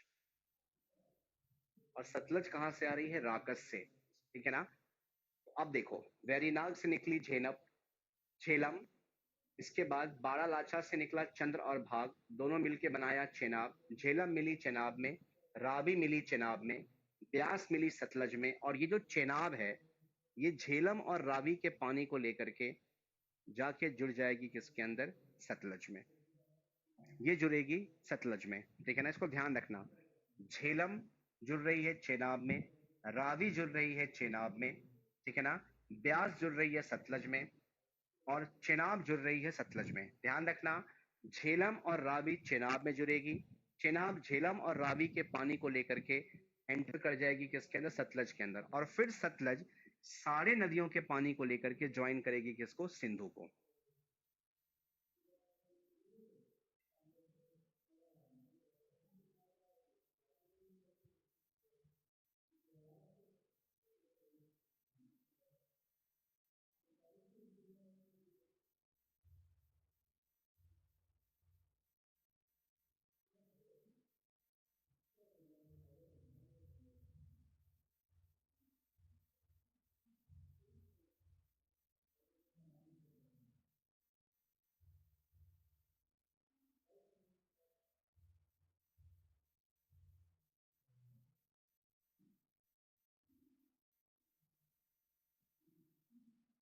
क्लियर।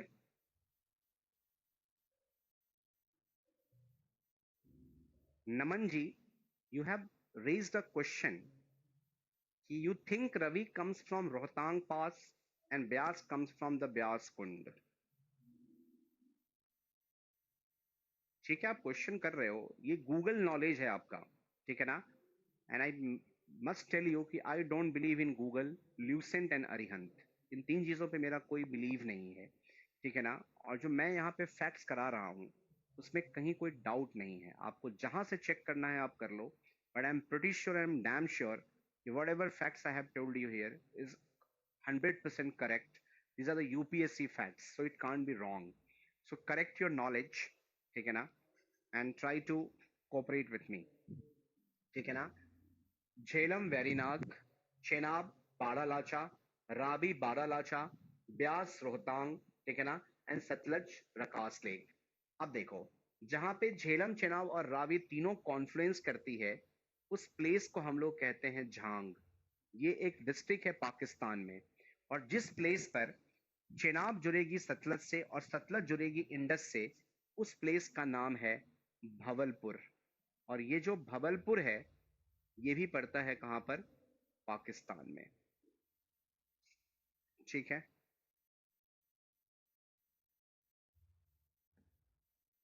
भाग ऊपर है और चंद्र नीचे है, सुदीप्तो जी, बिल्कुल सही है. अभी सब याद करवा दूंगा दुबे जी, आप बिल्कुल टेंशन ना ले. आप केवल यहाँ पे देखो, आप, मैं सब चीजों को रिदमिक वे में आपको भी याद करवाता हूँ.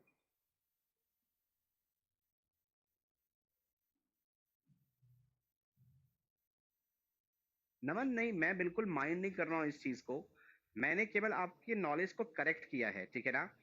कि whatever the old people have taught you, ठीक है ना, I am not questioning their knowledge as well, but whatever I have gone through, I have just studied. तो मैंने आपको सोच से बता रखे हैं, एनसीईआरटी चेक करो, आप गोचोक लियोंग को चेक कर लो, आप सविंदर सिंह को चेक कर लो. तो वो जो ब्यास कुंड है ना नमन, तो वो ब्यास कुंड जो बनता है वो रोहतांग से निकलने वाले पानी से ही बनता है, ठीक है ना? तो उन्होंने केवल आपको ब्यास कुंड बता दिया होगा, लेकिन हम अगर ओरिजिन पूछेंगे तो ओरिजिन के हिसाब से एग्जैक्टली जो ये पर्टिकुलर रिवर है वो रोहतांग से निकलेगी, ठीक है ना? तो कभी भी ऑप्शन में ब्यास कुंड नहीं देगा, आप इस बात को समझिए. अगर वो ब्यास का ओरिजिन पूछ रहा है और ब्यास कुंड डाल रहा है, तो उसके क्वेश्चन पूछने का मतलब नहीं बन रहा, ठीक है ना? तो वो इसलिए रोहतांग डालेगा आपके ऑप्शन में. आ रही है बात समझ में? इसलिए यहाँ पर आपको रोहतांग पास ध्यान रखना है. अब मैं यहाँ पे चंद्र और भाग की जगह रोह बारालाचा लिख सकता था, लेकिन मैंने इसलिए चंद्र और भाग लिखा है क्योंकि यही दो धाराएं जब मिलती हैं, जो निकल रही हैं कहां से? बारालाचा से, तो चेनाब बनाती हैं. तो इसलिए मैंने यहाँ पे ये सब चीजें दी हैं.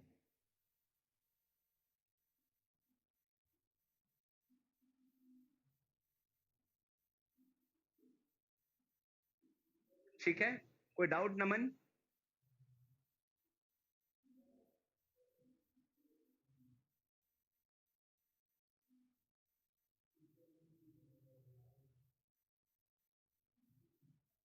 All of you.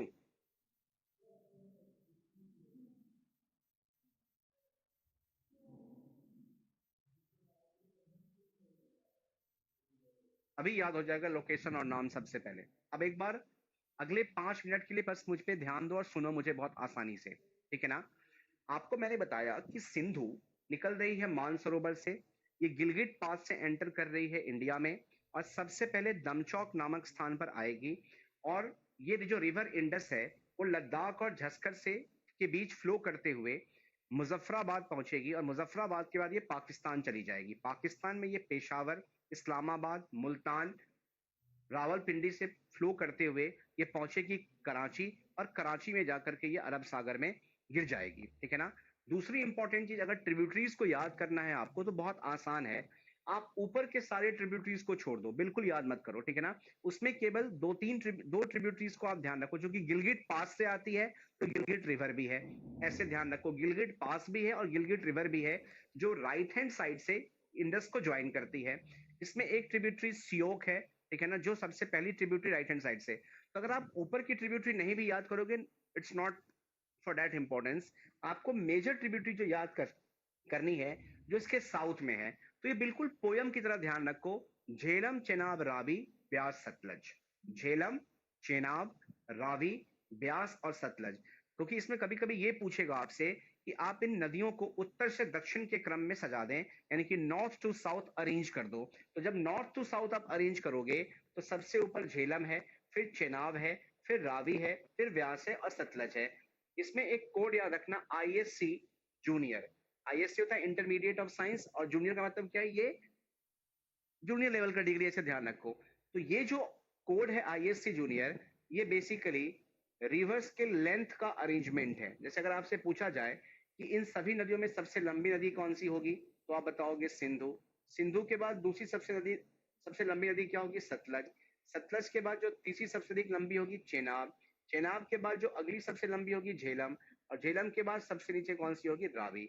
बचा कौन सा, ब्यास। तो इसके बाद सेट कर देना है। तो आईएससी जूनियर ध्यान रखना है, I for Indus, S for Satluj, C for Chenab, J for Jhelum and R for Ravi, and the last one is the which one, Byas.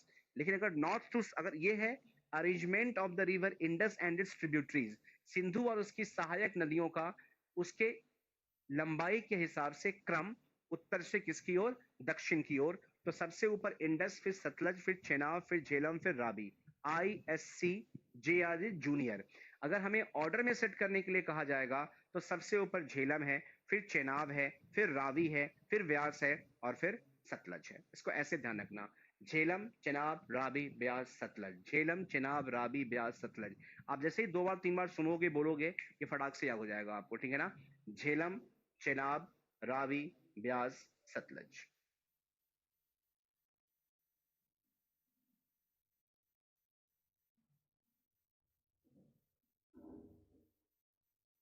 Clear है, ठीक है ना। तो सबसे ऊपर इंडस, फिर आईएससी जूनियर में I for Indus, S for Sutlej, C for Chenab, J for Jhelum, R for Ravi. इतना तो याद हो गया। बच गया कौन सा, व्यास।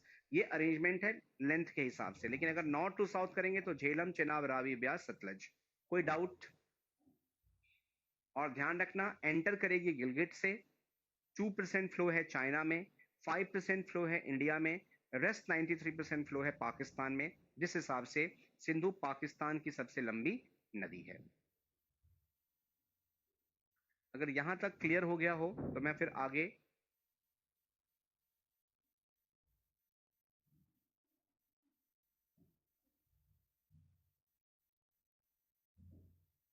अभी सारा समझौता समझाऊंगा सुनील जी, पहले रिवर सिस्टम को पढ़ा दूं, उसके बाद लास्ट में बताऊंगा इंडस वाटर ट्रीटी क्या है। उसको हम बोलते हैं सिंधु जल संधि। और ध्यान रखना कि जिस पॉइंट पर झेलम, चेनाब और रावी तीनों कॉन्फ्लुएंस करती है, उस स्थान का नाम है, उस प्लेस का नाम है झांग। तो झांग वो डिस्ट्रिक्ट है पाकिस्तान में, ये जिला है पाकिस्तान के अंदर, जहां पर झेलम, चेनाब और रावी तीनों आकर के क्या होती है, मिलती है, कॉन्फ्लुएंस करती है, ठीक है ना। झेलम, चेनाब और रावी, इन तीनों का जो कॉन्फ्लुएंस होगा, संगम होगा, वो झांग डिस्ट्रिक्ट पाकिस्तान में। फिर चेनाब, झेलम और रावी के पानी को लेकर के चली जाएगी सतलज में। और ये जो दो लोकेशन है, ठीक है ना, एक लोकेशन वो जहाँ पे चेनाब और झेलम मिलेगी। ये जो रिवर आ रही है, ये जो रिवर आपको दिख रही है, ये रिवर आ रही है Chenab, this is the river Chenab. और ये चेनाब आकर के ज्वाइन कर रही है किसको, सतलज को। ये सतलज है, ठीक है ना, ये सतलज है और ये चेनाब है, ठीक है ना। तो जहाँ पे इन दोनों का कॉन्फ्रेंस होता है वो है भबलपुर। और सतलज जाके जहाँ पे सिंधु से मिलती है, यानी कि जहाँ पे सतलज और सिंधु का कॉन्फ्रेंस होगा, वो भी एरिया कौन सा होगा, भबलपुर का। ये आपको ध्यान रखना है। Jhang and Bahawalpur both are in Pakistan Himanshu ji, दोनों वहां पे हैं, ठीक है। तो आप लोगों को थोड़ा बहुत तो याद हुआ होगा, झेलम, चेनाब, रावी, ब्यास, सतलज। क्लास बोरिंग तो नहीं हो रही है। जहां भी आपको लगे कि मैं बोर कर रहा हूं आपको, या कहीं भी डाउट्स हो, तो आप प्लीज मुझे बताओ, मैं वहीं पे चीजों को स्टॉप कर दूंगा।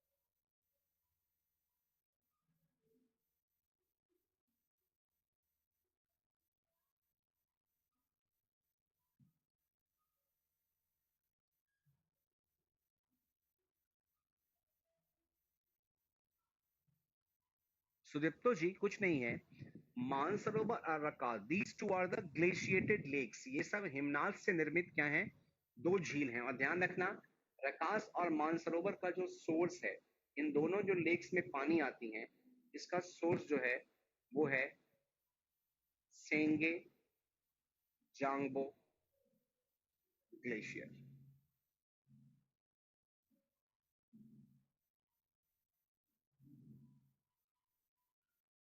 दैट इज वाई जो रिवर इंडस है और सतलज है, ये सब पेरिनियल रिवर्स में आती हैं।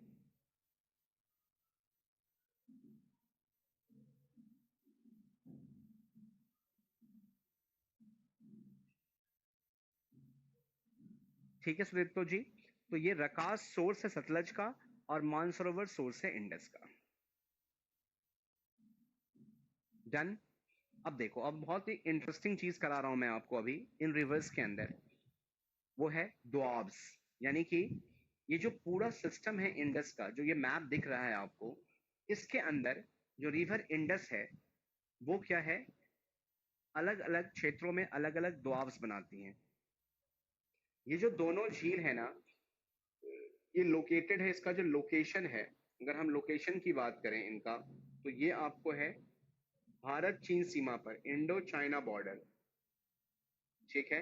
और एग्जैक्ट लोकेशन अगर पूछोगा आपसे, तो आप इसको बताना तिबेतियन पठार, यानी कि तिबेतियन प्लेट्यू, तिब्बती पठार पर स्थित है। इसलिए जो रिवर इस इन क्षेत्रों से निकल रही है, राकास और मानसरोवर से, तो वो निकल रही है तिब्बती पठार से। और आपको मैंने बता रखा है कि जो तिब्बती पठार से निकलने वाली नदियां होती हैं, उसको हम कहते हैं पूर्ववर्ती, यानी कि एंटीसीडेंट।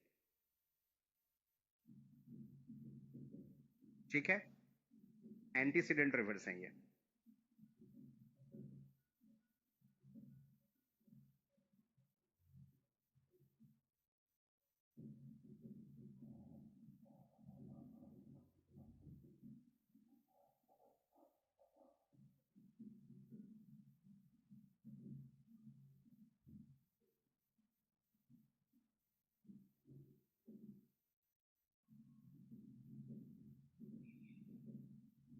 ठीक है, चलो, अभी मैं 5 मिनट के बाद आपसे मिलता हूँ। उसके बाद पूरे दोआब सिस्टम को समझाऊंगा। तब तक थोड़ा आप माइंड को फ्रेश करो, क्योंकि अभी जो चीज़ समझाऊंगा मैं इंडस के अंदर, बहुत इंटरेस्टिंग भी है और बहुत इंफॉर्मेटिव भी है। ठीक है ना। तो जिस तरीके से मैंने आपको 5 प्रयाग समझाए थे, वैसे ही 5 दोआब समझाऊंगा। रिवर सिस्टम मैं नेक्स्ट क्लास में खत्म कर दूंगा अखिलेश, आज तो मुश्किल है, लेकिन नेक्स्ट क्लास में डेफिनेटली खत्म कर दूंगा, क्योंकि अब इसके बाद छोटे छोटे रिवर्स होंगे तो जल्दी खत्म हो जाएंगे। ठीक है ना। So we will have a break for 5 to 6 minutes। ठीक है ना। I will be back there, then we will discuss the carry, then I will just continue with it.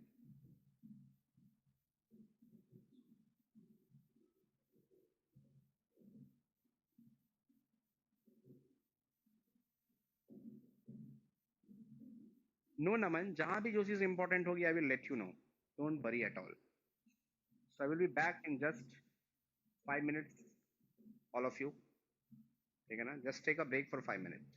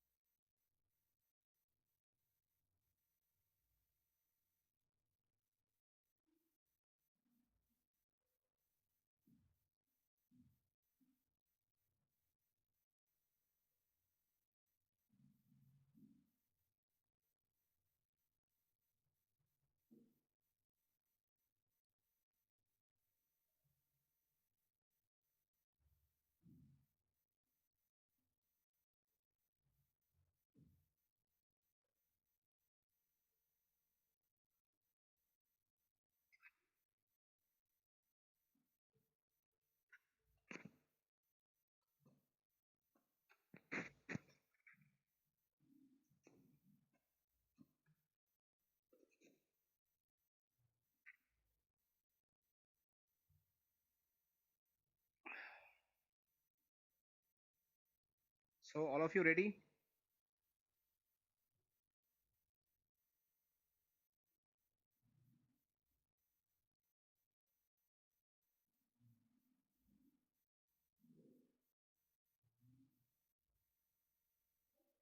Shall I start? All of you?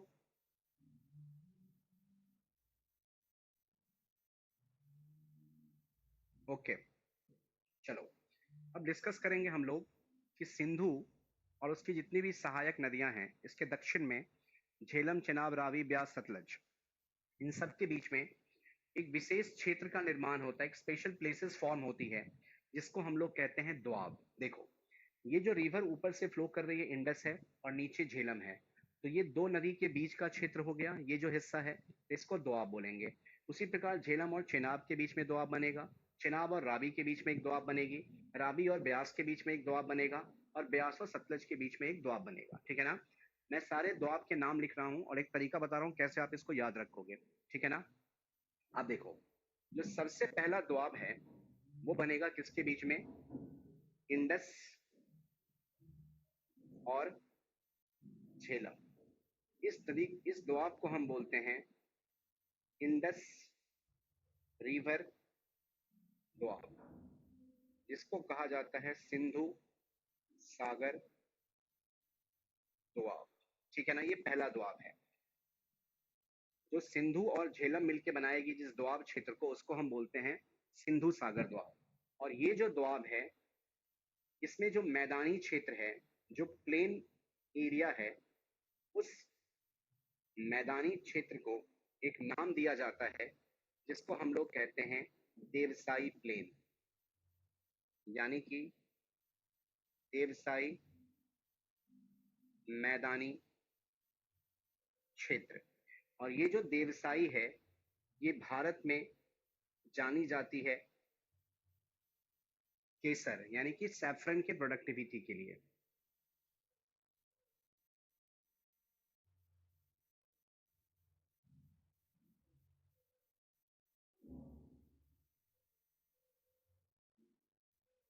ठीक है, इसको आपको ध्यान रखना है कि सिंधु जो है और झेलम मिलकर सिंधु सागर दोआब बनाएगी।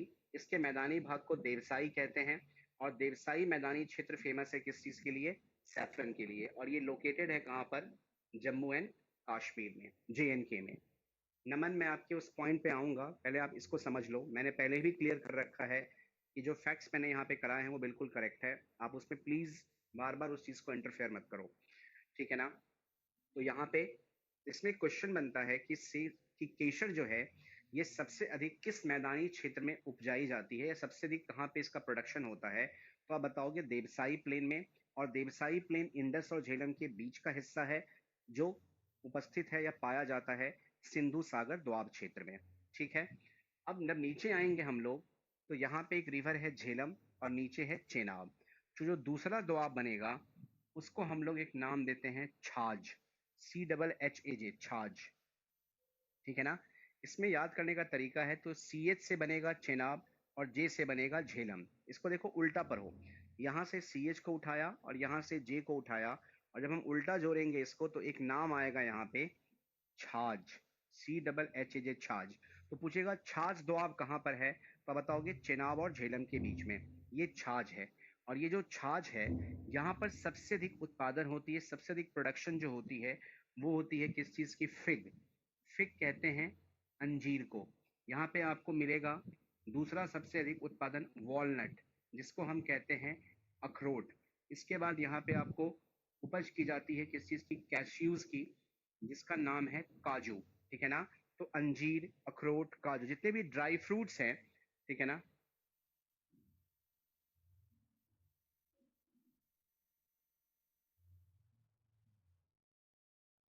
ठीक है ना, ये सारी चीजें प्रोडक्शन की जाएगी कहाँ पे? छाछ दोआब में, that is fig, walnut, cashews. और यहाँ पे बहुत सारे वेराइटीज मिलेंगे आपको नट्स के। नट्स कहते हैं सुपारी को। ठीक है ना? तो सुपारी जो है ये भी सबसे अधिक मात्रा में इन सारे छाछ दोआब में उपजाई जाती है। तो सिंधु सागर दोआब केसर के लिए हो गया, और छाछ दोआब जो है ये होगा किसके लिए? ड्राई फ्रूट्स के लिए। फिर हम लोग चेनाब और रावी के बीच में आएंगे, चेनाब और रावी के बीच में आएंगे। तो यहाँ पे इसको कहा जाता है रेचना। यहाँ आर से रावी हो जाएगा और सी एच से क्या हो जाएगी, चेनाब। तो जो तीसरा द्वाब बनेगा हमारा, वो बनेगा कौन सा द्वाब, रेचना द्वाब। तो रेचना में आपको ध्यान रखना है आर से रावी और सी एच से चेनाब। तो रवि और चेनाब के बीच में जिस द्वाब का निर्माण होता है, ठीक है ना, वो कौन सा होगा, रेचना द्वाब, बिटवीन चेनाब एंड रावी। फिर हम लोग चले, और ये जो द्वाब है, रेचना द्वाब, यहाँ पे सबसे अधिक प्रोडक्शन होती है कॉटन की, जिसको हम कहते हैं कपास। ठीक है। तो सिंधु सागर द्वाब केसर के लिए, उसके बाद छाछ द्वाब ड्राई फ्रूट्स के लिए, और जो रेचना द्वाब है रवि और चेनाब के बीच में, वो होगा किस चीज के लिए, कॉटन के लिए। ठीक है ना। फिर रावी और ब्यास के बीच में, ये जो रावी और ब्यास है, तो उल्टा चलेंगे यहाँ पे। तो यहाँ पे एक द्वाब बनेगा जिसका नाम है बारी द्वाब, BARIGOAB, बारी द्वाब। ये जो बारी द्वाब है आपका, ये आपको स्थित है कहाँ पे, हिमाचल प्रदेश में, HP।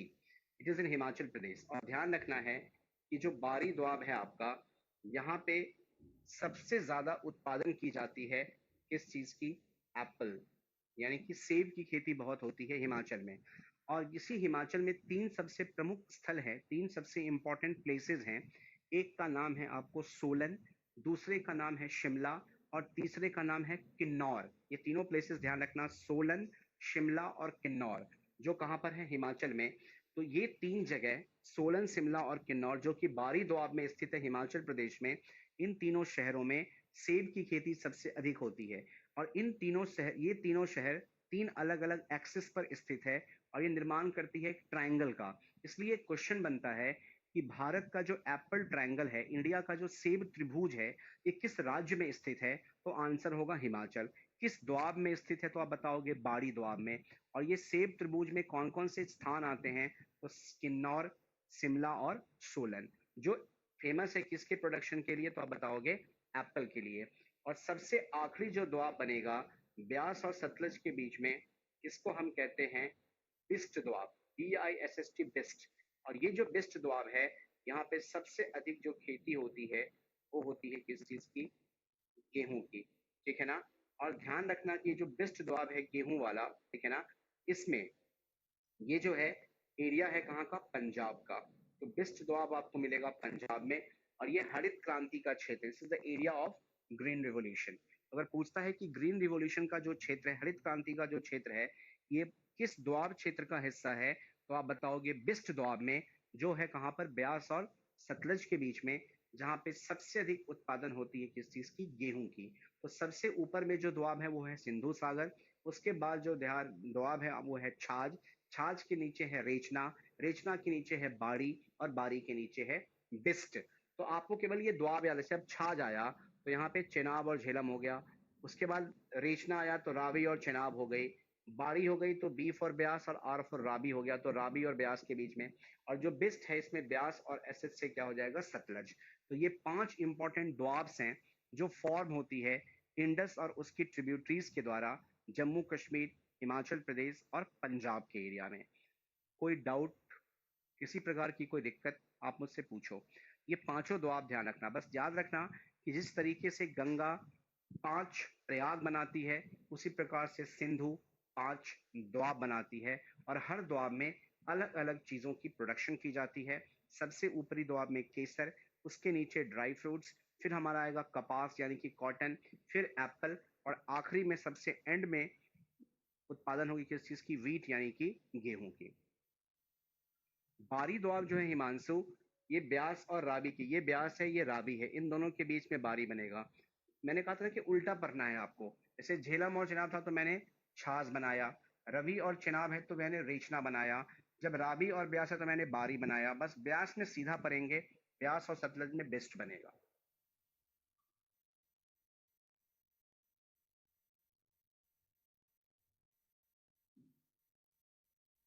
ठीक है। तो इंडस रिवर द्वाब, छाछ द्वाब, रावी द्वाब, सॉरी रेचना द्वाब, देन बारी द्वाब एंड बिस्ट द्वाब, ये 5 अलग अलग द्वाब हैं। रेचना में अमित जी बनेगा क्या, आर फॉर रावी और सी एच फॉर चेनाब। तो रावी और चेनाब से रेचना। ठीक है ना। और ये जो रेचना है तीसरा वाला हिस्सा, ये फेमस है किस चीज के लिए, कॉटन के लिए।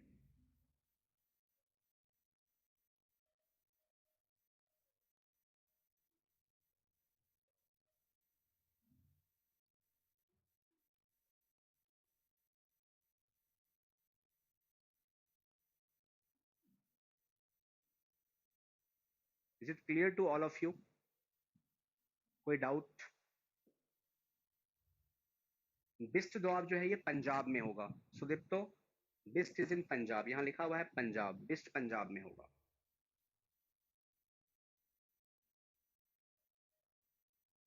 और ये वीट के कल्टीवेशन के लिए जानी जाती है, गेहूं के उत्पादकता के लिए प्रसिद्ध है ये।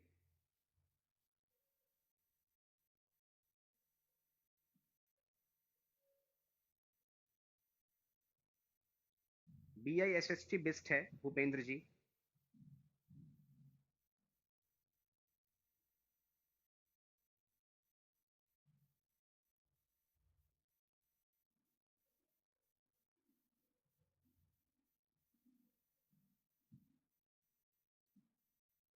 अंजीर भी एक टाइप ऑफ ड्राई फ्रूट्स होती है, बिल्कुल सूखा सेब होता है, सूखे सेब की तरह। केसर के लिए आदित्य जी, जो दोआब फेमस है वो सबसे ऊपरी दोआब है, जो सिंधु और झेलम के बीच में है। तो इंडस और झेलम के बीच में कौन सा दोआब है? Indus river Doab. तो सिंधु सागर दोआब में केसर होगा। याद रखिएगा कि जो हमारा सिंधु सागर दोआब है, जो छाछ दोआब है और जो रेचना दोआब है, ये तीनों मिलेगा आपको JNK में। ऊपर के 3 दोआब JNK में है, और आखिरी जो 2 दोआब हैं उसमें बारी हिमाचल में और बिस्ट पंजाब में।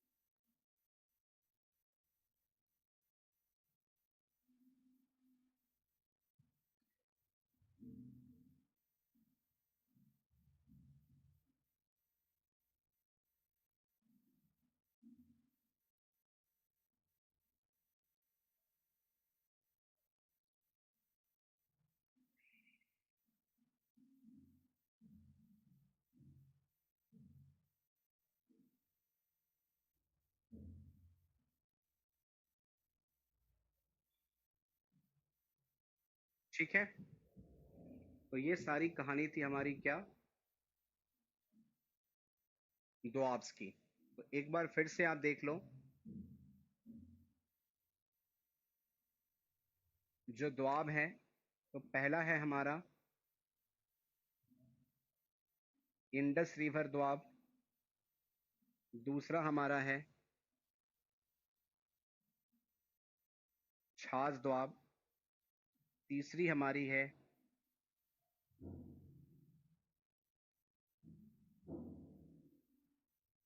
रेचना दोआब, चौथी हमारी है बारी दोआब, और पांचवा हमारा है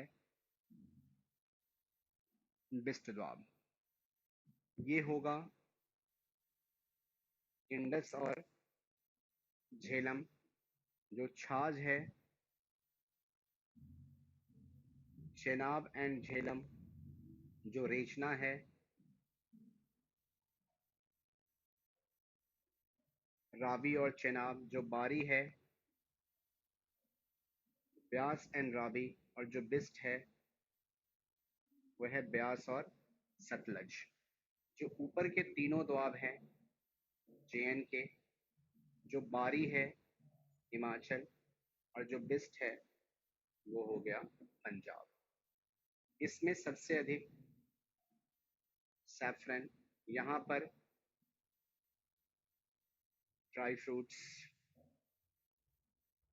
इसमें कॉटन, यहाँ पे एप्पल, और यहाँ पे वीट। देवसाई बेसिकली वो एरिया है, क्षेत्र है, इसलिए देवसाई कहते हैं, बाकी कोई और रीजन नहीं है। तो ये वो सारे दोआब हो गए।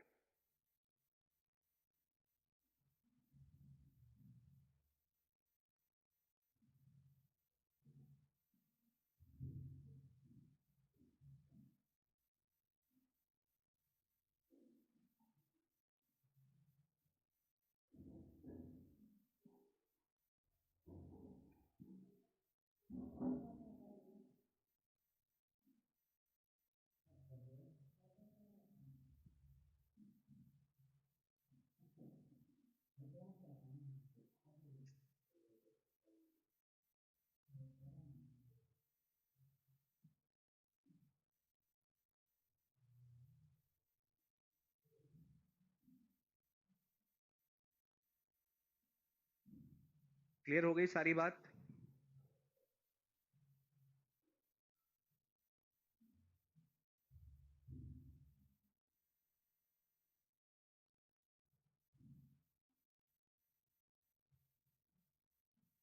Is it clear to all of you?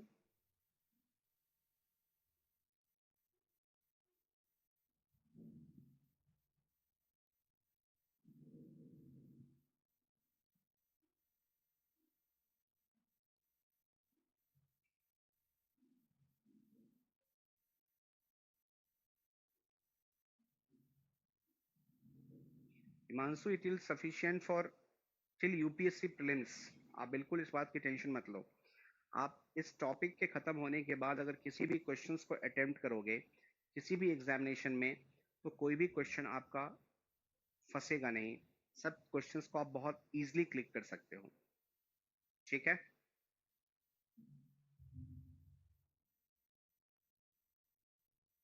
चलो,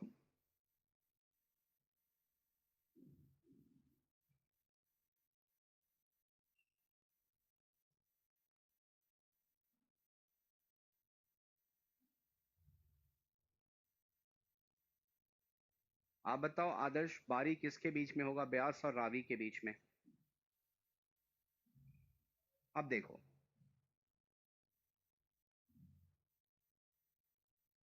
अब है ट्रिब्यूटरीज ऑफ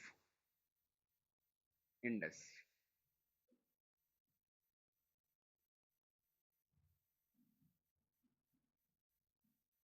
सिंधु की सहायक। अब सबसे पहले इसमें एक रिवर आता है हमारा झेलम।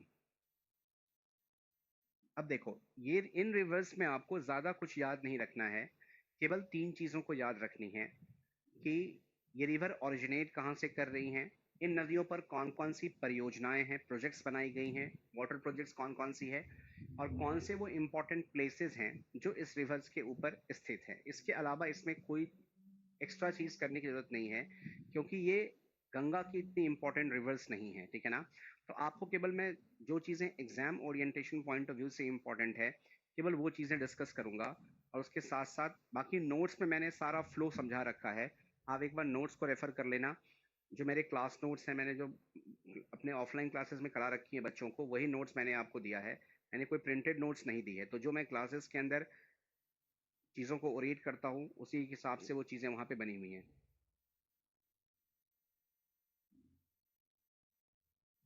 बिल्कुल अमित, सीडीएस में सारे क्वेश्चन फंसेंगे आपके, आप बिल्कुल टेंशन मत लो। यूपीएससी रिलेटेड कोई भी एग्जाम्स होंगे, सब में ज्योग्राफी बहुत इंपॉर्टेंट रोल प्ले करती है। और नोट्स और क्लास के जो वीडियोस है, ये काफ़ी हेल्पफुल होंगे आपके लिए, इसमें कहीं डाउट नहीं है। ठीक है? अब देखो, अगर हम झेलम की सोर्स की बात करें, तो इसका सोर्स जो है वो मैंने बता रखा है आपको। ये क्या है? वेरीनाग लेक है। ठीक है ना? और ये जो वेरीनाग लेक है, ये आपको श्रीनगर से 80 किलोमीटर नॉर्थ यानी कि उत्तर में स्थित है। ठीक है ना? तो झेलम का जो सोर्स पूछेगा तो आप बताओगे वेरीनाग।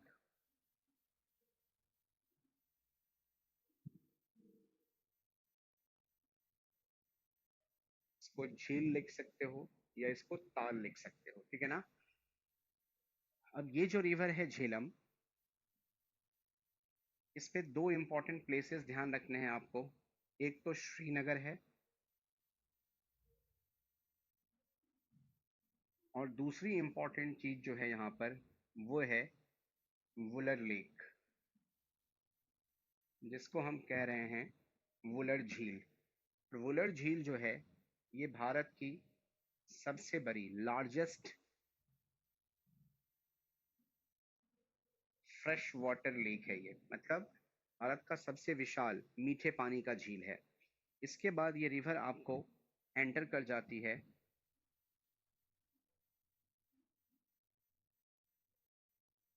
मुजफ्फराबाद शहर में।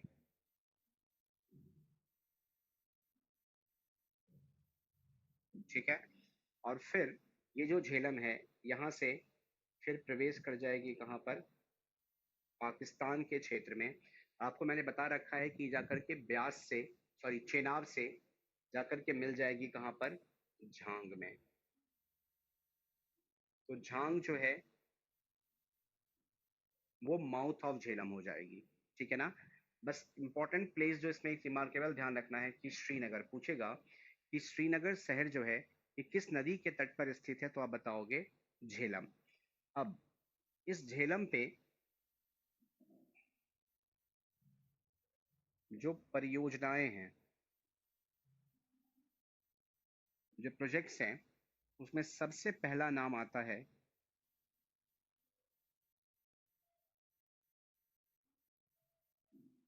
मंगला डैम। जो दूसरी इंपॉर्टेंट चीज है इसके अंदर,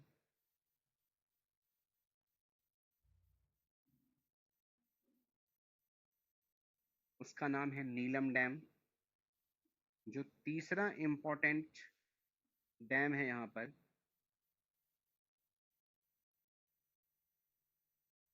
उसका नाम है चजमा। और जो चौथी इंपॉर्टेंट परियोजना है इसके ऊपर, जो सबसे इंपॉर्टेंट है आपके एग्जाम पॉइंट ऑफ व्यू से, उसका नाम आपको ध्यान रखना है तुलबुल। और ध्यान रखिएगा ये तुलबुल सबसे इंपॉर्टेंट प्रोजेक्ट्स है। हाँ सुनील जी, तुलबुल सॉरी वुलर लेक इसी के अंदर है। इसको स्टार मार्क याद रखना है क्योंकि ये क्वेश्चन बहुत बार पूछा गया है कि तुलबुल परियोजना किस नदी के तट पर स्थित है, तो आप बताओगे झेलम पे। और इन सब का जो लोकेशन है इन चारों डैम्स का, ये आपको है JNK में, जम्मू एंड कश्मीर क्षेत्र में। मंगला, नीलम, चजमा और तुलबुल, ये सारी परियोजनाएं हैं कहाँ पर, झेलम नदी के ऊपर।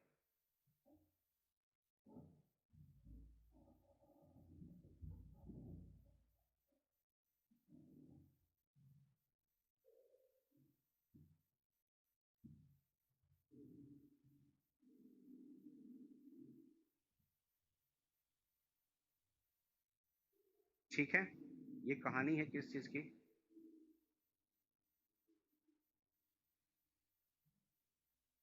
झेलम की।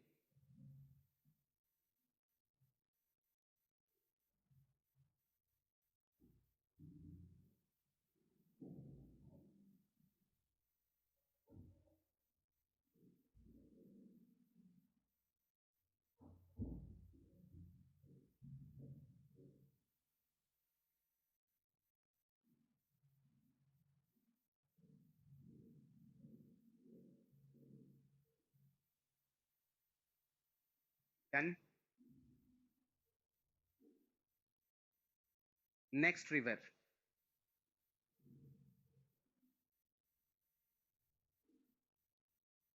झेलम के बाद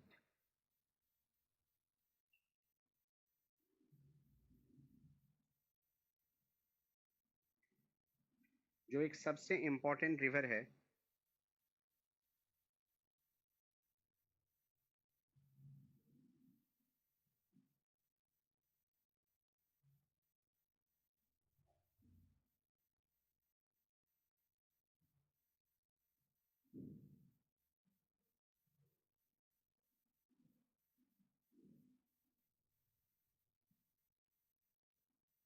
वो रिवर है हमारी चेनाब। अब देखो ये जो चेनाब है, इसका जो ओरिजिन है यानी कि इसका जो उद्गम होता है, वैसे तो इसको हम लिख सकते हैं बारह लाचा पास। बारह लाचा दर्रा, यहाँ से ये रिवर क्या हो रही है, ओरिजिनेट हो रही है चेनाब, बारह लाचा पास से, बारह लाचा दर्रा से, ठीक है ना। अब ये जो रिवर है, मैंने ये कहा, और ये जो बारह लाचा पास है जहाँ से चेनाब निकलती है, वो स्थित है Lahaul and Spiti district of Himachal.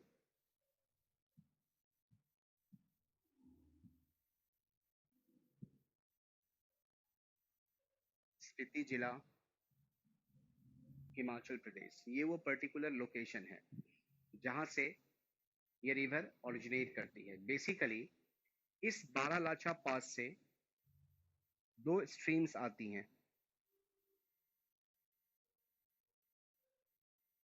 ये मैंने पहले ही बता रखा है आपको। एक जो रिवर निकल रही है यहाँ से,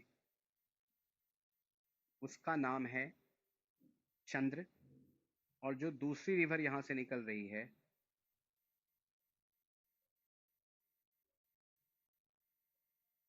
इसका नाम है भाग। ठीक है ना? तो ये चंद्र और भाग मिल करके बना रही है चेनाब। ठीक है ना?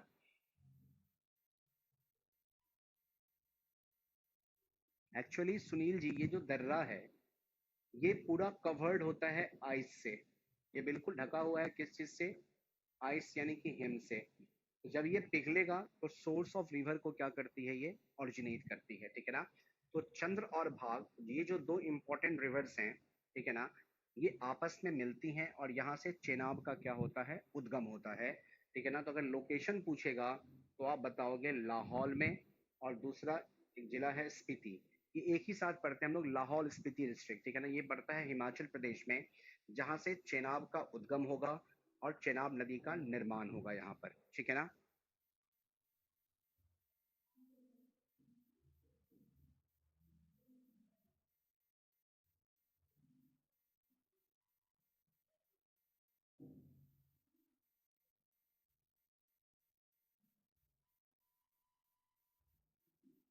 ठीक है।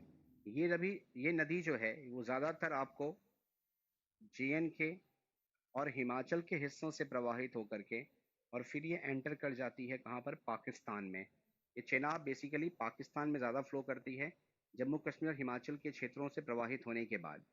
अब ये नदी हमारे लिए इसलिए इम्पॉर्टेंट हो जाती है क्योंकि इस नदी के तट पर कुछ महत्वपूर्ण परियोजनाएं बनाई गई हैं, मल्टीपर्पस प्रोजेक्ट। ठीक है ना? तो चेनाब के ऊपर जो मल्टीपर्पस प्रोजेक्ट, यानी कि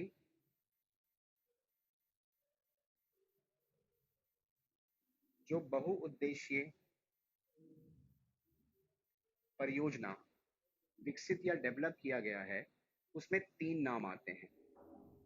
एक का नाम आता है बागलीहार, दूसरे का नाम आता है इसमें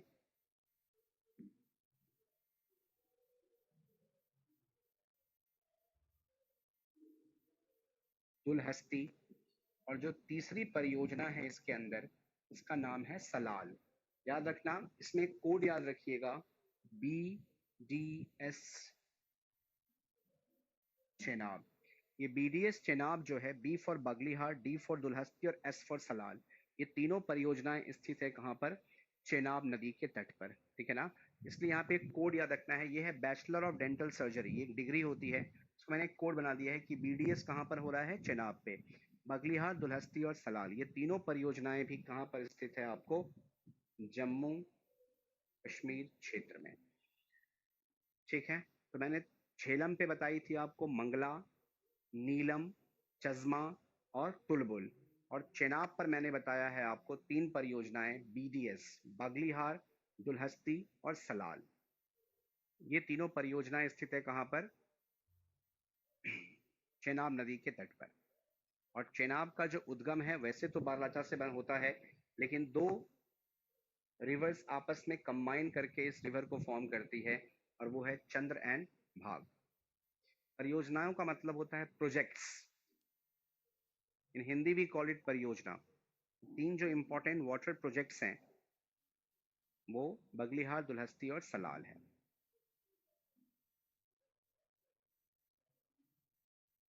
ये चेनाब के तट पर है।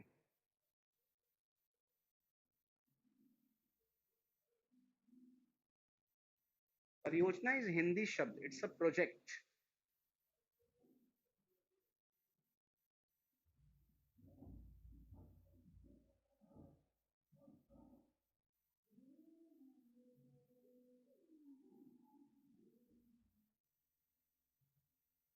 ठीक है?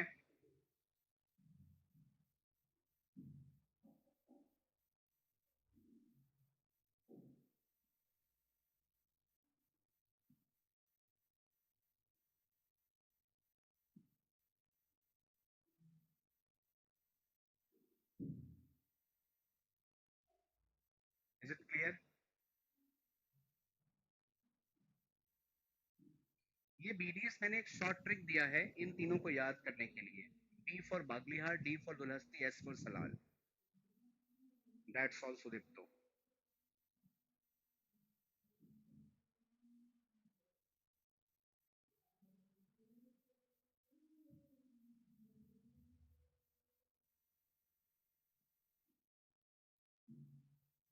ठीक है,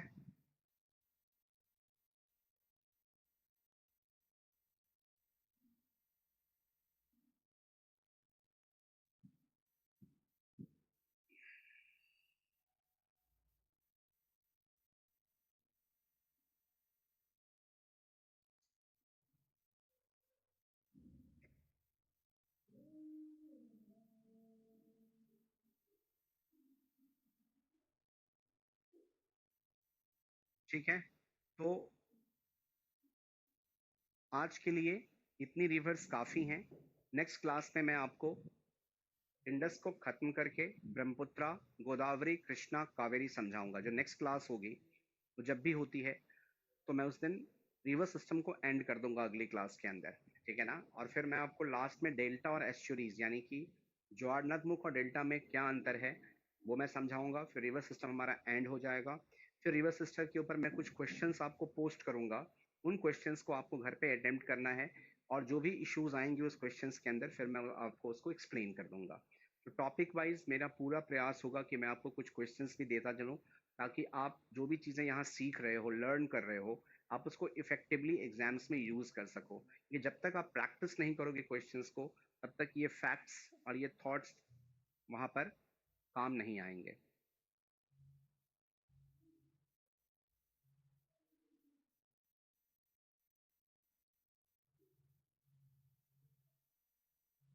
ठीक है, we will discuss it in the next class, rest of the rivers को।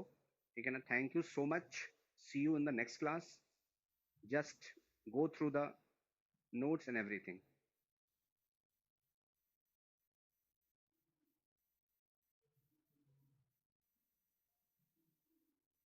So thank you everyone.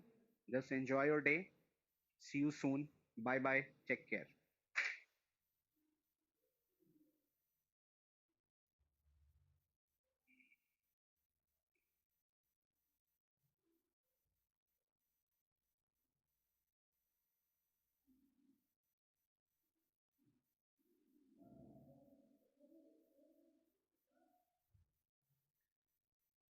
Amit, Wular lake जो है ना, उसमें जो मेन वाटर सोर्स है वो झेलम से ही आता है। बिल्कुल, जब मैं प्रैक्टिस सेट दूंगा तो व्हाट्सएप ग्रुप बना दूंगा आप लोगों का, ताकि कोई दिक्कत नहीं हो। ठीक है? I will form a WhatsApp group and there I will discuss everything. उसमें क्या है कि कभी कोई डाउट्स अगर आए तो आप मुझे पोस्ट कर देना, फिर जब भी मैं फ्री होऊंगा मैं आपको उस हिसाब से उसको एक्सप्लेन करता चलूंगा, ताकि किसी प्रकार की कोई टेंशन ना रहे। ठीक है? तब तक आप लोग एक काम कर लेना, जो मेरा व्हाट्सएप नंबर है उस पर आप लोग मुझे एक बार मैसेज पिंग कर देना, मैं एक ग्रुप बना के आप लोगों को उसका लिंक भेज दूंगा, तो वो आपके लिए सही रहेगा। तो मेरा व्हाट्सएप नंबर जो है वो है 5 टाइम्स 9 1 0 4 5 0। आप इस नंबर पे मुझे व्हाट्सएप कर देना। It's Penta 9 1 0 4 5 0। उस पर आप लोग सब मुझे लिख देना बाइलिंगुअल बैच टॉप रैंकर। तो उसमें मैं बाइलिंगुअल टॉप रैंकर बना दूंगा ग्रुप, और उसमें सब आप लोगों को फिर मैं ऐड कर दूंगा, जिससे कि हम लोग क्वेश्चंस के ऊपर डिस्कशन कर सकते हैं। ठीक है? Thank you.